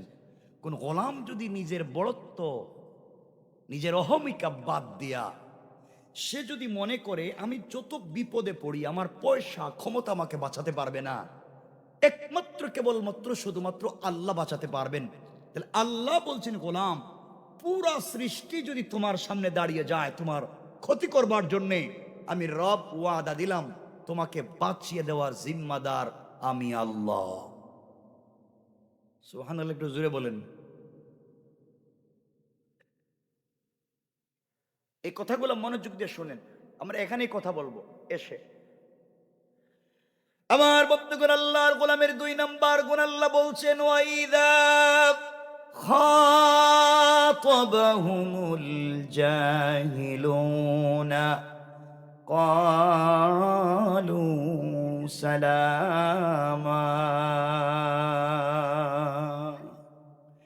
আল্লাহ রাব্বুল ইজ্জত ওয়াল জালাল বলছেন, মুসলমানেরা, এই দুনিয়ার জমিনে যারা আমি আল্লাহর গোলাম দাবি করবে, আশিকের রাসূল দাবি করবে, আল্লাহর গোলাম নিজেকে মনে করবে, আমার গোলামকে কেউ গালি দিলে গালির জবাব দিবে না, আঘাত করলে আঘাতের জবাব দিবে না, গীবত শিকায়ত সমালোচনা করলে জবাব দিবে না, বরং আমি আল্লাহর গোলামকে কেউ যদি গালি দেয়, আমার গোলাম গালির জবাবে গালি না দেয়া ওই ব্যক্তির জন্য শান্তি আর সালামতের দোয়া করে যায়। পড়েন সুবহানাল্লাহ। আল্লাহর গোলামের 2 নম্বর গুণ গালি দেওয়া। বলেন না যাবে, কি দিতে হবে? কেউ গালি দিলে আমরা তাকে শান্তির দোয়া করব, কেউ কষ্ট দিলে তার জন্য শান্তির দোয়া করব, সালাম দিব। এটাই আল্লাহর গোলামের গুণ। আমরা সালাম দেইনি, মিথ্যা কথা মহাপাপ।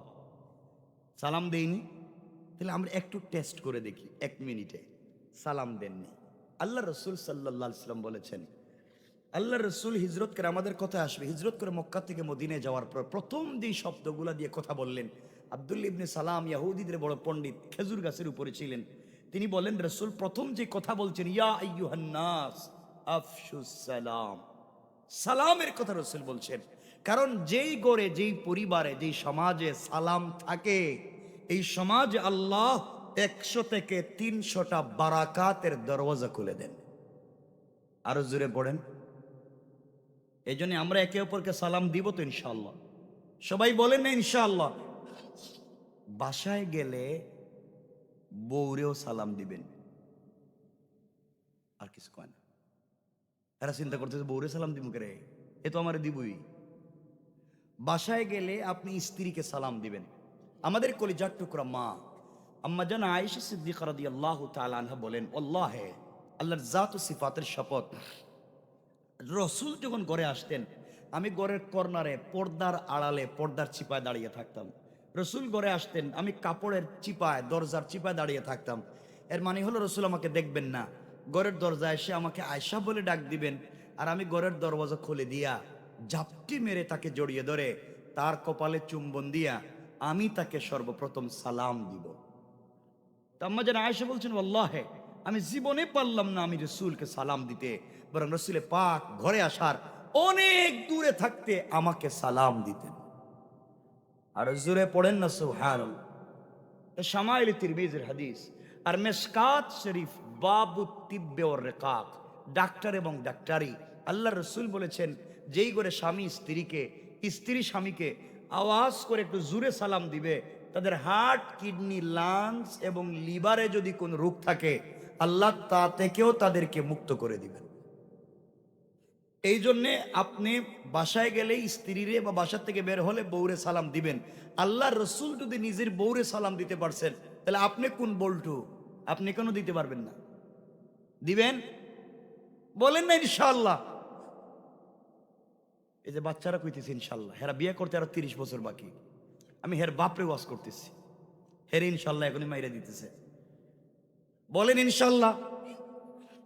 মুরব্বী যারা বসছে যে দেখা যায় মাঝে মাঝে, এরা মনে মনে, ওই দেখেন তো হাসতেছে মনে মনে, এরা কইতেছে, রে বাবা তুমি যে ওয়াজ করতেছো এটা বাদ দিয়া দাও, কারণ 70 বছর গেছে বউরে সালাম দিলাম না, আজকে যদি ওয়াজ থেকে গিয়া বউরে সালাম দেই, বউ মনে করবো বুড়া কোন কাম গটাইছে, আর সালাম দিয়ে আমারে বাপ মারতেছে, ঠিক না?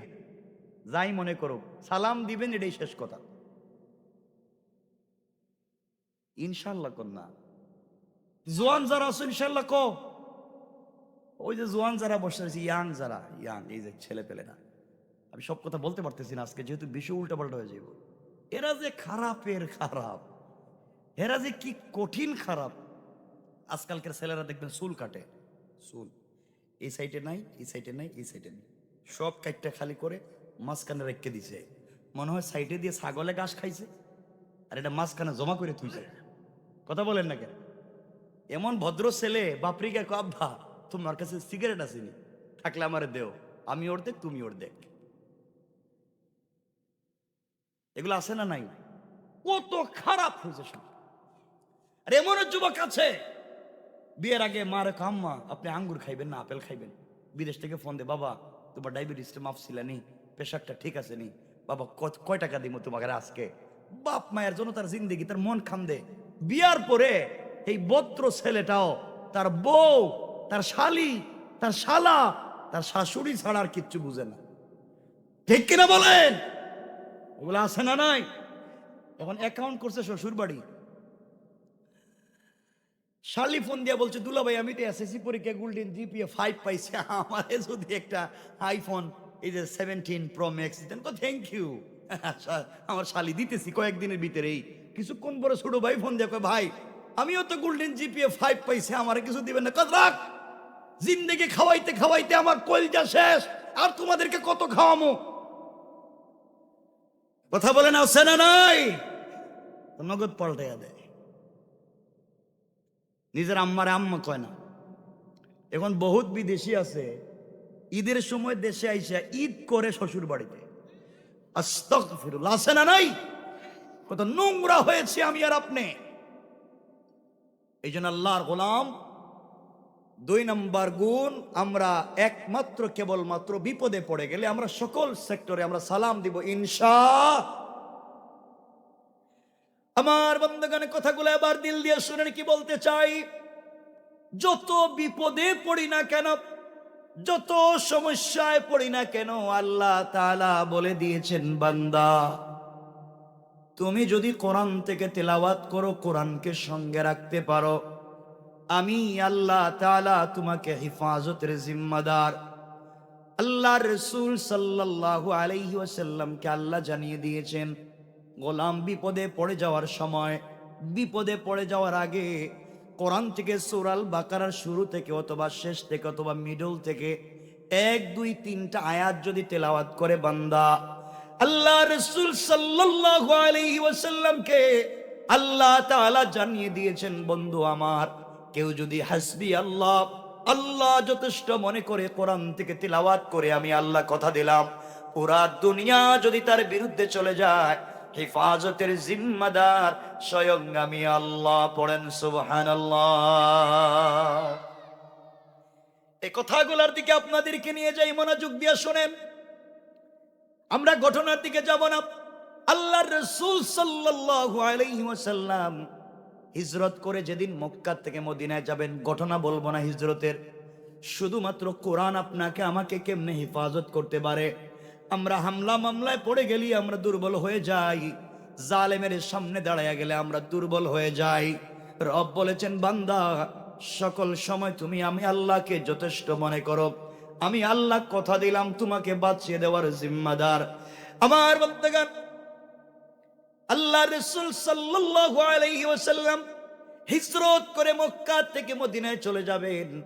রাত্রবেলা জিবরিল আমিন এসে আল্লাহ রাসূলকে উঠায়া দিলেন, ইয়া রাসূলুল্লাহ আপনি উঠে যান, হিজরত করেন ইয়াসরিবের দিকে, খেজুর বাগানের দিকে হিজরত করেন, মদিনার দিকে। আল্লাহ রাসূল উঠে গেলেন, 2 রাকাত সালাত পড়লেন, নিজের বিছানায় হযরত আলীকে শুইয়ে রাখলেন, মানুষের আমানতগুলো তার কাছে পৌঁছে দিলেন।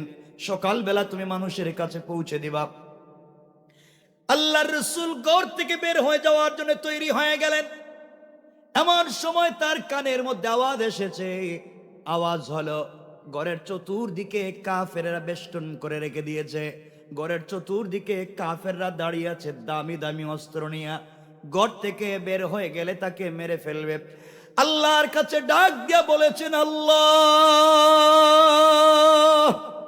তুমি আমাকে বলেছো হেফাজত করবা, ঘর থেকে তোমার উপরে ভরসা করে বের হয়ে যাওয়া। আল্লাহ আমি তো বের হয়ে যেতে চাই, কিন্তু ঘরের চতুর্দিকে কাফেররা দাঁড়িয়ে আছে, যে কোনো সময় ওরা আমাকে মেরে ফেলবে।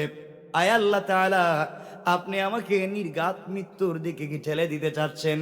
আল্লাহ বলছেন বন্ধুরে আমার উপরে ভরসা করে 2 রাকাত সালাত পড়ে কোরআন থেকে তেলাওয়াত করে ঘর থেকে বের হয়ে যাওয়ার দায়িত্ব তোমার, আর হিফাজত করে মদিনা পর্যন্ত পৌঁছে দেওয়ার জিম্মাদার স্বয়ং আমি আল্লাহ।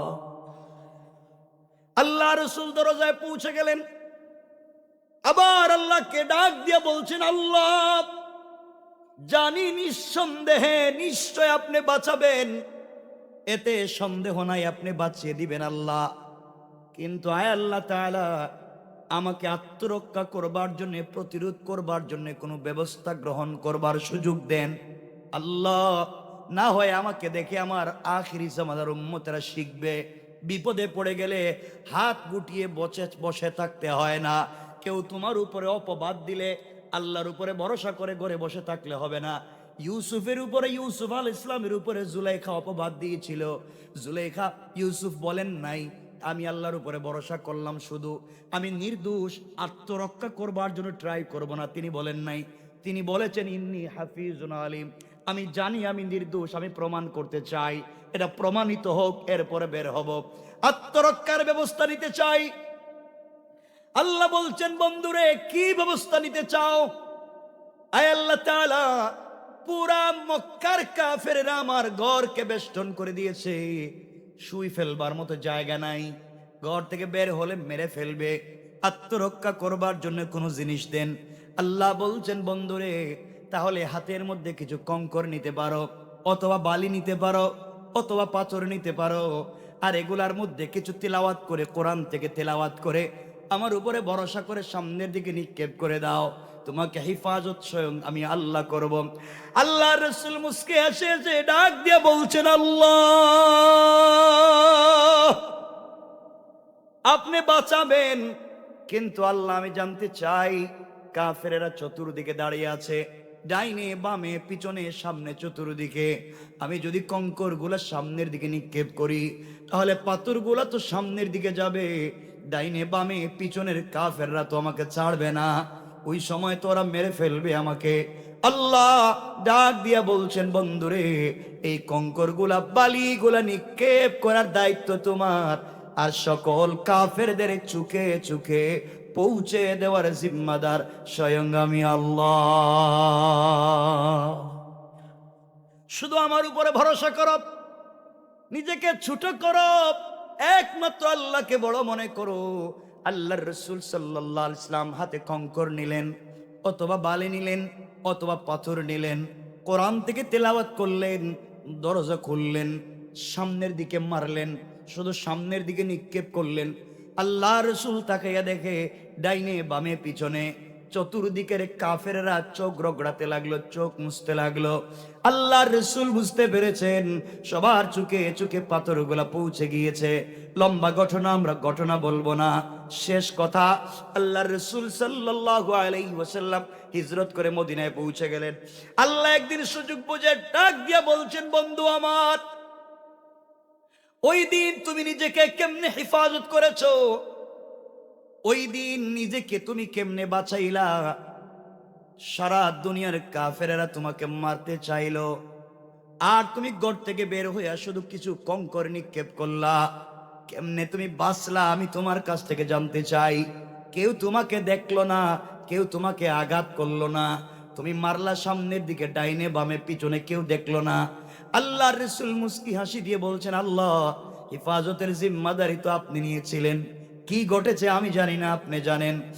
আমার আল্লাহর বন্ধু শোনো, আমার রামাইতা ইযা রামাইতা ওয়ালাকিন্নাল্লাহা রামা।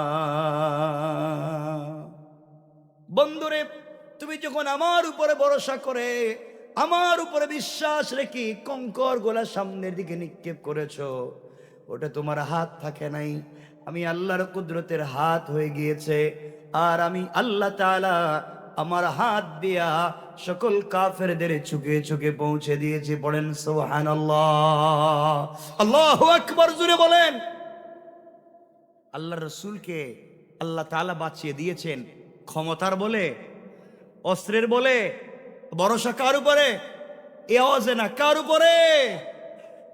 নিজেকে ছোট মনে করেন, আমাকে দিয়ে কিচ্ছু হবে না, একমাত্র আল্লাহই সব ক্ষমতার মালিক, তিনি পারবেন। আর কোরআন থেকে তেলাওয়াত করেন, আমাদেরকে বাঁচিয়ে দিবেন কে? একটা এক্সাম্পল দিলাম, আরেকটা ছোট্ট এক্সাম্পল দিই 1 থেকে 1.5 মিনিটে, এরপরে আমরা আলোচনাকে ছোট করে নিয়ে আসবো। কষ্ট হবে না তো ইনশাআল্লাহ? অসুবিধা হইতেছে আপনাদের? বেশি সময় না, ভাই মনে চলে আসছে। হ্যাঁ, তাহলে লম্বাই করবো না, বলতেছি তো শুনেন না। আমার মুসলমান বন্ধুগণ, কথাগুলো এবার শুনেন, দিলের মধ্যে লাগান। বাঁচিয়ে দিতে পারেন কে? আরো জোরে বলেন, সবাই বলেন কে? ইউসুফকে গড়তে বাঁচাইছেন কে? বলেন। মূসাকে নদীতে বাঁচাইছেন কে? ইব্রাহিমকে আগুনে বাঁচাইছেন কে? এই আল্লাহ আমাদের বাঁচাইতে পারবেন না? আমরা তো ভাব ধরি, আমি তো সব জানি, আমার ক্ষমতা আছে, এই জন্য আমরা পদে পদে বিপদে পড়ি। ক্ষমতা কার? আমার বন্ধুগণ, আরো সংক্ষেপ করে বুঝে ফেলবেন, এখন যে কথা বলবে এটা বললে বুঝবেন কোরআন পড়লে কেমনে বাঁচবেন। আল্লাহ রাব্বুল ইজ্জত ওয়াল জালাল বলছেন, বন্ধুরে দুনিয়ার জমিনে মানুষ তোমাকে আমাকে, আল্লাহ বলছেন দুনিয়ার জমিনে কাফের বেঈমানেরা আপনাকে আমাকে দুনিয়া থেকে উঠিয়ে দেওয়ার জন্য যত কৌশল করুক না কেন, আল্লাহ রাব্বুল ইজ্জত ওয়াল জালাল বলছেন তাদের কৌশলগুলো আমার কাছে ব্যর্থ, কোনো কৌশল কাজ করে না। আল্লাহ তাআলার মতো কৌশলী পৃথিবীতে আর নাই। আমার আল্লাহ কোরআনে কারিমে বলছেন, ওয়া মাকারু ওয়া মাকারাল্লাহ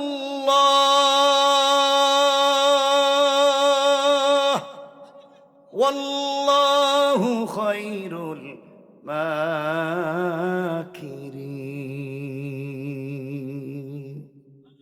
আল্লাহ রাব্বুল ইজ্জত ওয়াল জালাল বলে দিলেন, দুনিয়ায় মানুষ কিসের কৌশল করে আর কিসের কর্ম পদ্ধতি নির্বাচন করে, আমি আল্লাহর চাইতে শ্রেষ্ঠ কুশলী সৃষ্টিতে আর নাই। কোন ঠিক কিনা?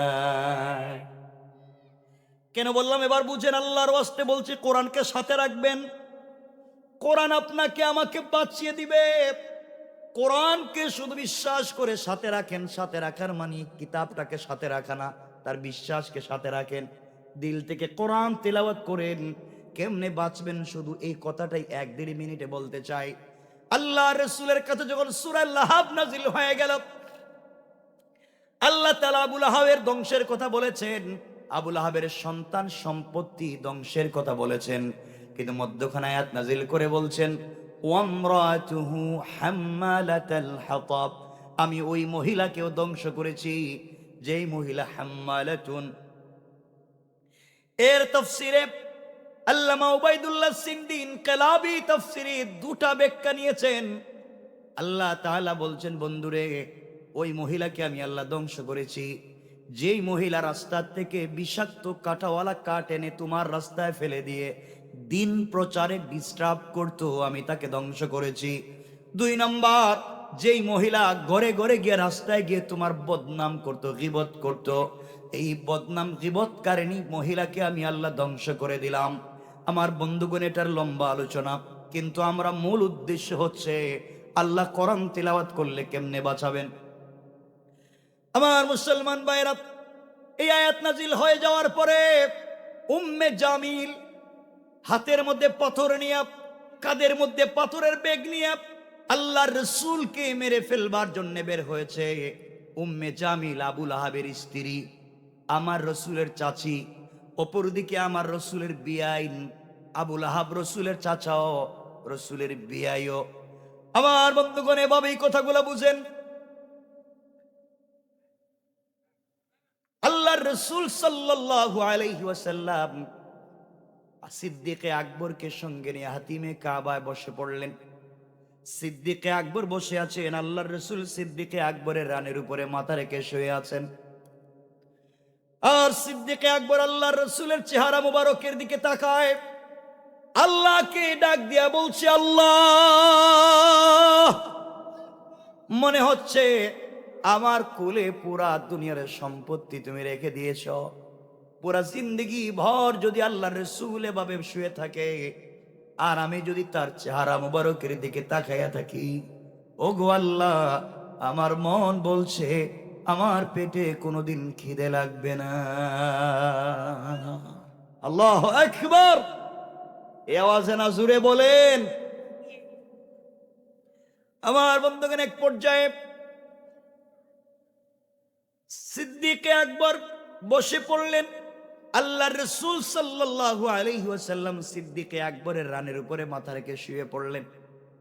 এমন সময়ে উম্মে জামিল পাথরগুলা নিয়ে কাবা চত্বরের দিকে যায়। সিদ্দিক আকবরের চোখ পড়েছে, রাসূলকে ডাক দিয়ে বলছেন, ইয়া রাসূলুল্লাহ, একজন মহিলা অস্ত্র নিয়ে হাতের মধ্যে পাথর নিয়ে আসতেছে আপনাকে মেরে ফেলবার জন্যে। ইয়া রাসূলুল্লাহ, আপনি আমাকে বলেন, মহিলা যদি আপনাকে আঘাত করে এর চাইতে অপমানের পৃথিবীতে আর কিছু হতে পারে না। আপনি আমাকে বলেন, আমি তাকে শায়েস্তা করে দিই, জমিন থেকে উঠাইয়া দেই। আল্লাহ রাসূল বলছেন, না আবু বকর, কোন জালেম, কোন অন্যায়কারী আমাকে যদি আঘাত করবার জন্য আসে, মেরে ফেলবার জন্য আসে, আল্লাহ বলছেন, বন্ধুরে, শুধু আমাকে যথেষ্ট মনে করে, আমাকে বড় মনে করে কোরআন থেকে তিলাওয়াত করবা, আর তোমাকে হিফাজতের জিম্মাদার স্বয়ং আমি আল্লাহ। কথাগুলা দিল দিয়া শুনেন কি বলতে চাই। এক পর্যায়ে উম্মে জামিল কাছাকাছি পৌঁছে গিয়েছে। সিদ্দিক আকবর বলছেন, ইয়া রাসূলুল্লাহ, এত দেখতেছি আপনার চাচি এবং বেআইন উম্মে জামিল আপনাকে মারবার জন্য এসেছে, আপনি বলেন বাধা দেই। আল্লাহ রাসূল বললেন, তাকে আসতে দাও। উম্মে জামিল আসতে লাগলো। আল্লাহর রাসূল কোরআন থেকে তেলাওয়াত শুরু করে দিলেন। উম্মে জামিল পাথর নিয়ে আল্লাহর রাসূলের সিনা মুবারকের সামনে দাঁড়ায়া আবু বকরকে ডাক দিয়া বলছে, আবু বকর, তোমার বন্ধু মুহাম্মদ ইবনে আব্দুল্লাহ কোথায়? তুমি দেখি একা একা এখানে বসে আছো, তোমার বন্ধু কোথায়? জোরে পড়েন না আল্লাহু আকবার। এই আওয়াজে না আরো জোরে পড়েন। সিদ্দিক আকবর আশ্চর্য হয়ে গেলেন। আল্লাহ রসুল আমার রানের উপরে শুয়ে আছেন, দুইটা চোখ দিয়ে আল্লাহ রসুলকে দেখতে পাই, দুইটা কান দিয়া আল্লাহ রসুলের তেলাওয়াত শুনি। উম্মে জামিল রসুলের সামনে দাঁড়ায়া আমাকে দেখে, আল্লাহ রসুলকে দেখে না, ব্যাপার কি বুঝতে পারলাম না। এমন সময় সিদ্দিক আকবর বলছেন, উম্মে জামিল, মোহাম্মদ তোমার বাতিজা, মোহাম্মদ তোমার বেয়াই, তুমি খুঁজে দেখো কোথায় আছে। উম্মে জামিল পুরা কাবা চত্বর খুঁজে রসুলকে পেল না। আবার আমার রসুলের সিনা মুবারকের সামনে দাঁড়ায়া আবু বকরকে ডাক দিয়া বলছে, আবু বকর, পুরা কাবা চত্বর খুঁজে কোথাও তোমার বন্ধুকে পেলাম না, বলো না কোথায় গেল, তাকে জানাইয়া দিবা আমি তার চাচি এবং বেআইন উম্মে জামিল, তাকে মারবার জন্য এসেছিলাম, তাকে কোথাও পেলাম না, তার আজকের দিনটা ভালো যাক, সে তো আমার হাত থেকে বেঁচে গেল, তাকে জানাইয়া দিবা। আমি যদি তাকে কোথাও পাই আস্ত রাখবো না, জমিন থেকে উঠাইয়া দিব। পড়েন না নাউজুবিল্লাহ। সিদ্দিক আকবর মনে মনে বলতেছে, উম্মে জামিল রে, তুমি আমার রসুল রে মারবা, অথচ রসুলের সামনে দাঁড়াইয়া আমারে দেখো, রসুল রে দেখো না। আল্লাহু আকবার। চিৎকার করে উম্মে জামিল চলে গেল। এবার সিদ্দিক আকবর আল্লাহর রসুলকে জড়াইয়া চোখের পানি ছেড়ে কান্দে আর বলছে, পয়গম্বর আরবি, উম্মে জামিল আপনার সামনে দাঁড়াইয়া আমাকে দেখে, আপনাকে দেখে না, ব্যাপার কি ইয়া রাসূলুল্লাহ? আল্লাহ রসুল সিদ্দিক আকবরকে জড়িয়ে ধরলেন, মুচকি হাসি দিয়া বলছেন, আবু বকর রে, শোনো, আমার আল্লাহ বলে দিয়েছেন, বন্ধুরে, কোন জালেম যখন তোমাকে আঘাত করবার জন্য আসবে, তুমি আমাকে যথেষ্ট মনে করো, হাসবি আল্লাহ, নিজেকে ছোট মনে করো, রবকে বড় মনে করো, যদি করতে পারো আমি আল্লাহ তোমাকে ওয়াদা দিলাম, হিজাব মাসতুরা, আকাশ থেকে গোপন পর্দা পাঠাইয়া ওই কাফের জালেম আর তোমার মধ্যখানে আমি আল্লাহ পার্টিশন সৃষ্টি করে দেই। পড়েন সুবহানাল্লাহ। ও সিদ্দিক আকবর, আল্লাহ তাআলা গোপন পর্দা দিয়ে দে, এই জন্যে উম্মে জামিল আমার সামনে দাঁড়াইয়া তোমারে দেখে, আমারে দেখে না। বন্ধুগণ, আল্লাহর রসুলকে আল্লাহ হেফাজত করলেন কি তেলাওয়াতের মাধ্যমে? আসতে বলবেন না, জোরে বলেন, কথা বলেন, কিসের? এই কোরআন আমরা পড়ি, মিথ্যা কোন কেন?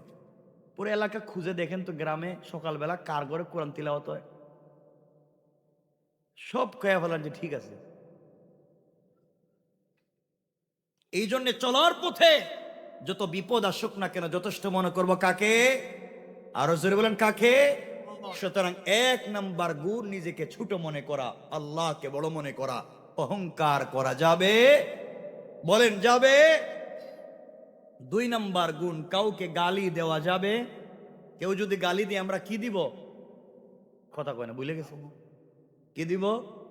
আজকে থেকে সালাম দিবেন ইনশাল্লাহ কর না। এত মানুষ ইনশাল্লাহর আওয়াজটাতে বড় হওয়া দরকার। আজকে ওয়াজ থেকে বাসায় যাবেন, গভীর রাত্রে বাসায় গিয়ে ঘরের দরজায় দাঁড়াইয়া বলবেন, বউ আসসালামু আলাইকুম ওয়া রাহমাতুল্লাহ। বউ কইব, মা এই বুড়ারে আজকে কোন বুতে ধরলো? জীবনে তো সালাম দেন, আজকে দেখি সালাম দিতেছে। আপনি বলবেন আমার কোনো বুতে ধরে নাই, হুজুর এই যে শিলা ওর ওয়াজ করছে আর আমি সুন্নত আদায় করছি। ইনশাল্লাহ ইনশাল্লাহ জুরে কোন আইলে কিন্তু বেজাল লাগাইয়া দিব, কারণ আমার কাছে বিষয়টা এখনো বাকি রয়েছে। ইনশাল্লাহ যদি না কোন সালাম দিবেন, তাহলে এখন এই ওয়াজ শুরু করে দিমু। গড়ে গিয়া রান্না করবেন আপনি, কাপড় ধুইয়া দিবেন আপনি, বুঝেন নি? বাচ্চা কাচ্চা রাখবেন আপনি, ঘরের সব কাজ করবেন আপনি। এমনকি শুধু যদি একটা বাচ্চা থাকে এর দুধও খাওয়াইবেন আপনি। কোত্থেকে খাওয়াইবেন তো আমি জানি না, সব করা লাগবে আপনারে, বোর কিছু করা লাগবে না। এখন বলেন এটা ওয়াশ করতাম না সালাম দিবেন? তাহলে সব আপনি করা লাগবে। রান্না করতে হবে আপনি, ঘর মুছতে হবে আপনি, কাপড় ধুইতে আপনি, বাচ্চা খাওয়াইতে হবে আপনি, সব আপনার। এখন কোন হেডে শুরু করতাম না সালাম দিবেন? সবাই বলা লাগবে না? একটু জুড়ে বলেন ইনশাল্লাহ, এই আওয়াজে না জুড়ে বলেন ইনশাল্লাহ। এটা মোটামুটি হয়েছে। আর জোয়ান যারা আছো ভাই, তোমরা তো কত খুশি যে তোমরা তোর বউ নাই। তোমরা বিয়া করছো না ঠিকই, এটা আমি বুঝতে পারছি, তো প্রেম তো মাশাআল্লাহ 2-4টা করছো, ঠিক কিনা? এটা ঠিক কইছে ক্যাডারি? এতক্ষণ ভালো কথা কইলাম, একটা ঠিক কয় নাই মানে ঠিক কইছে ক্যাডারি? কি হাসি, কি মজা পাচ্ছে। এই জন্যে প্রেম ভালোবাসা হালাল না হারাম? বলেন হালাল না হারাম? তোমরা এগুলো বাদ দেও। রাস্তাঘাটে প্রিজিং কইরো না, আর একজনের মেয়েরে নিয়ে টানা হেসরা কইরো না। তোমার বোনরে নিয়ে আরেকজন টানবে, আর তুমি যদি তোমার চরিত্র আগে খারাপ করে ফেলো, তো মনে কইরে না তুমি বিয়ের সময় ভালো মেয়ে পাইবা। তুমি যেমন পাইবাও একটা তেমন, ঠিক কিনা বলেন? বউ আইসা তোমার কইতেছে আমার জিন্দগিতে কোনো ছেলেরেও দেখি নাই, অথচ ইউনিভার্সিটিতে পড়বার সময় হ্যাঁ কাম করে লইছি, এখন কেউ চিনেই না, এখন আসে না নাই। এই জন্য মনে রাখবেন, আপনি যদি আপনার চরিত্র ঠিক রাখেন, আল্লাহ তাআলা আপনার জন্য সৎ চরিত্রবান নারী রেখে দিবেন। আর আপনি যদি আপনার চরিত্র খারাপ করেন, কেমনে আশা করেন আপনি ভদ্র একটা মেয়ে পাবেন? আশা করেনটা কেন? আমার কথা কি বুঝছেন? এই জন্য পরিবারকে সুন্দর রাখবো ইনশাআল্লাহ। এই আওয়াজে না জোরে বলেন। আজকে আমরা চাই আমাদের ঘর থেকে শাহজালাল, শাহপরান, জুনাইদ, বাগদাদি, আব্দুল কাদের জিলানী, মুঈনুদ্দিন চিশতি এমন আল্লাহর ওলিরা আমাদের মায়েদের ঘর থেকে জন্ম নিক। আমরা চাই কি চাই না? কিন্তু আমাদের পরিবার সুন্দর নাই। আমরা আমাদের পরিবারকে রসুলে পাক এবং খাদিজার পরিবারের মতো বানাই। আমাদের ঘর থেকে ফাতেমার মতো মেয়ে জন্ম দিবেন কে? আমাদের ঘরকে ফাতেমার, আলীর মতো বানাই। আমাদের এই ঘর থেকে হাসান হুসাইনের মতো সন্তান জন্ম দিবেন কে? কিন্তু আমরা তো এগুলো বানাইতে পারি না। এই জন্য আল্লাহর ওয়াস্তে পরিবারকে সুন্দর করেন, স্বামী স্ত্রীর সম্পর্ক চমৎকার করেন। স্বামী স্ত্রী সম্পর্ক যদি চমৎকার না হয়, তাহলে এই পরিবার থেকে ভালো সন্তান জন্ম নেওয়ার আশা করা যায়? কিন্তু দেখবেন আমরা যত কিছুই করি সব ভালো, কিন্তু বউর সাথে খারাপ। বউরে 2 চোখে দেখতেই পারে না, বউরে দেখলেই তার মাথা গরম হয়ে যায়, বউরে দেখলেই তার মাথা গরম। কথা বলেন নাকি? এই ছেলেরা তোমরা ঠিক কোকে রে, তুই কি বিয়ে করছিস? কেন 5 বছর হয়েছে বয়স? হ্যাঁ কই ঠিক, আমি বাপরে ওয়াজ করতেছি এতক্ষণ থেকে, হ্যাঁ ঠিক কর। এই জন্য আল্লাহর ওয়াস্তে পরিবারকে সুন্দর করেন, বাচ্চারা এগুলা দেখে শিখবে। আর পিটাপিটি করবেন, বাচ্চা এগুলা দেখে শিখবে। এই জন্য আমরা পরিবারকে সুন্দর করবো তো ইনশাল্লাহ। মাঝে মাঝে ঘরে গেলে বউরে মানে নিজের স্ত্রীরে মাঝে মাঝে নিজের হাতে মুখে উঠাইয়া মাঝে মাঝে খাওয়াইয়া দিয়েন। হ্যাঁ, কিছু বলেন? আর ঠিক কই, আমি তো ঠিক কইতে, আমি কি মিথ্যা কইতেছি না? বলছি মাঝে মাঝে ঘরে গেলে নিজের বউরে মাঝে মাঝে মুখে উঠে খাওয়াইয়েন ইনশাআল্লাহ। আম্মাজান আয়েশা সিদ্দিকা রাদিয়াল্লাহু তাআলা আনহা বলেন, আমার মনে পড়ে না রাসূল আমার ঘরে আসার পরে, আমার মনে পড়ে না রাসূল আমার ঘরে আসার পরে আমার নিজের হাত দিয়ে কোন খাবার খাইছি। রাসূল আমাকে খাইয়ে দিয়েছেন, আমি রাসূলকে খাইয়ে দিয়েছি। পুরা জিন্দেগি এভাবে গিয়েছে। রাসূল আমাকে গোসল করিয়ে দিয়েছেন, আমি রাসূলকে গোসল করিয়ে দিয়েছি। আম্মাজান আয়েশাকে যদি রাসূল গোসল করাতে পারলেন, তো আপনি কোন বল্টু মিয়া নিজের বউরে একদিন খাওয়াইতে পারবেন না? পারবেন না? এরা বউরে খাওয়াইতে পারতো না। এরা তো খারাপের খারাপ, আমি জানি। আপনাদের ভাবে সাবে মনে হইতেছে বউরে মোহাব্বত ভালোবাসা দিয়ে খাওয়াইতে পারবেন না। আপনারা মোহাব্বত করে ভালোবেসে আদর করে মুখে উঠাইয়া খাওয়াইতে পারবেন ওই পাশের বাড়ির ভাবিরে। ঠিক? এটা ঠিক কইছো কেন তোমরা? এতক্ষণ কও না তোমরা কর্নার থেকে, তোমরা দিকে এখন ঠিক মাইরা দিলা। খারাপ কি হইছে এমনি কইছি আমি? আল্লাহ হেফাজত করুক। তাই 1 নম্বর অহংকার করা যাবে না, 2 নম্বর গালি দেওয়া যাবে। খুব মনোযোগ দিয়ে এখনকার কথা শুনে। 3 নম্বর গুণ আমার আল্লাহ বলছেন, ওয়াল্লাযীনা ইয়াবীতুনা লিরাব্বিহিম সুজদাও ওয়া কিয়ামা। আল্লাহ রাব্বুল ইজ্জত ওয়াল জালাল বলছেন, মুসলমানেরা এই দুনিয়ার জমিনে যারা আমি আল্লাহর গোলাম দাবি করবে, আশিকের রাসূল দাবি করবে, আমি আল্লাহর গোলাম নিজেকে মনে করবে, আল্লাহর গোলাম যারা দুনিয়ার জমিনে দাবি করবে, আল্লাহর গোলামের 3 নাম্বার কোয়ালিটি হলো, আমার গোলাম বিপদে পড়ে গেলে রুকু করবে আমার পায়ে, সিজদা করবে আমার পায়ে, সুজদাও ওয়া কিয়ামা, সিজদা আমার জন্য, রুকু আমার জন্য। সুতরাং মাথা যদি নিচু করতে হয় একমাত্র আল্লাহর জন্য করা যাবে, দুনিয়ার কোন সৃষ্টির জন্য মাথা নিচু করা যাবে না। সুতরাং আজকালকে যারা আল্লাহর পা ছাড়া পীরের পায়ে সিজদা করে, মাজারে মাজারে গিয়ে সিজদা করে, আল্লাহর কসম, আল্লাহর কসম, তারা পূর্ণাঙ্গ আল্লাহর গোলাম হতে পারে না। ঠিক কিনা জোরে বলেন? আজকালকে অমুক বাবার মাজার, তমুক বাবার মাজারের তো অভাব নেই, এখন আম্মারও মাজার আছে, বাপের মাজার, ছেলের মাজার, বোনের মাজার, মাজার মাজার মাজার, আর সবকিছু ওখানে নিয়ে যায়, নাচানাচি করে গাঞ্জা খায়। এগুলো কি যে শুরু হয়েছে, এগুলোর মধ্যে নাকি এশক আছে, আল্লাহ মাফ করুক, মাজ আল্লাহ। সুতরাং আল্লাহর গোলামের 3 নম্বর গুণ, সিজদা কার পায়ে? সবাই বলেন। কোন পীরের পায়ে সিজদা করা যাবে? ইন্নাহু মান ইউশরিক বিল্লাহ ফাকাদ হারামাল্লাহু আলাইহিল জান্নাহ ওয়া মাওয়াহুন নার ওয়া মা লিয-যালিমিন মিন আনসার। যে ব্যক্তি শিরিক করলো তার জন্য জান্নাত হারাম হলো, জাহান্নাম ওয়াজিব হলো, কিয়ামতের দিন সে কাউকে সাহায্যকারী পাবে না। এই জন্য আমরা মাথা নিচু করলে একমাত্র কার সামনে? সুতরাং এই সমাজে, এই দেশের ভিতরে আমাদেরকে যারা ভয় দেখিয়ে, আমাদেরকে যারা অস্ত্রের ভয়, হামলা মামলার ভয় দেখিয়ে অন্যের সামনে মাথা নিচু করতে বলে, অন্যের সামনে দুর্বল হতে বলে, আজ ওই দেশে 10 লক্ষ ইসলামী আন্দোলনের কর্মী জিন্দা, যারা আল্লাহর আইন ছাড়া, রাসূলের আদর্শ ছাড়া অন্য কিছু বাস্তবায়ন করবার চিন্তা করে 10 লক্ষ ইসলামী আন্দোলনের কর্মী দাঁড়িয়ে গেলে ওদের অস্তিত্ব খুঁজে পাওয়া যাবে না। ঠিক কিনা জোরে বলে?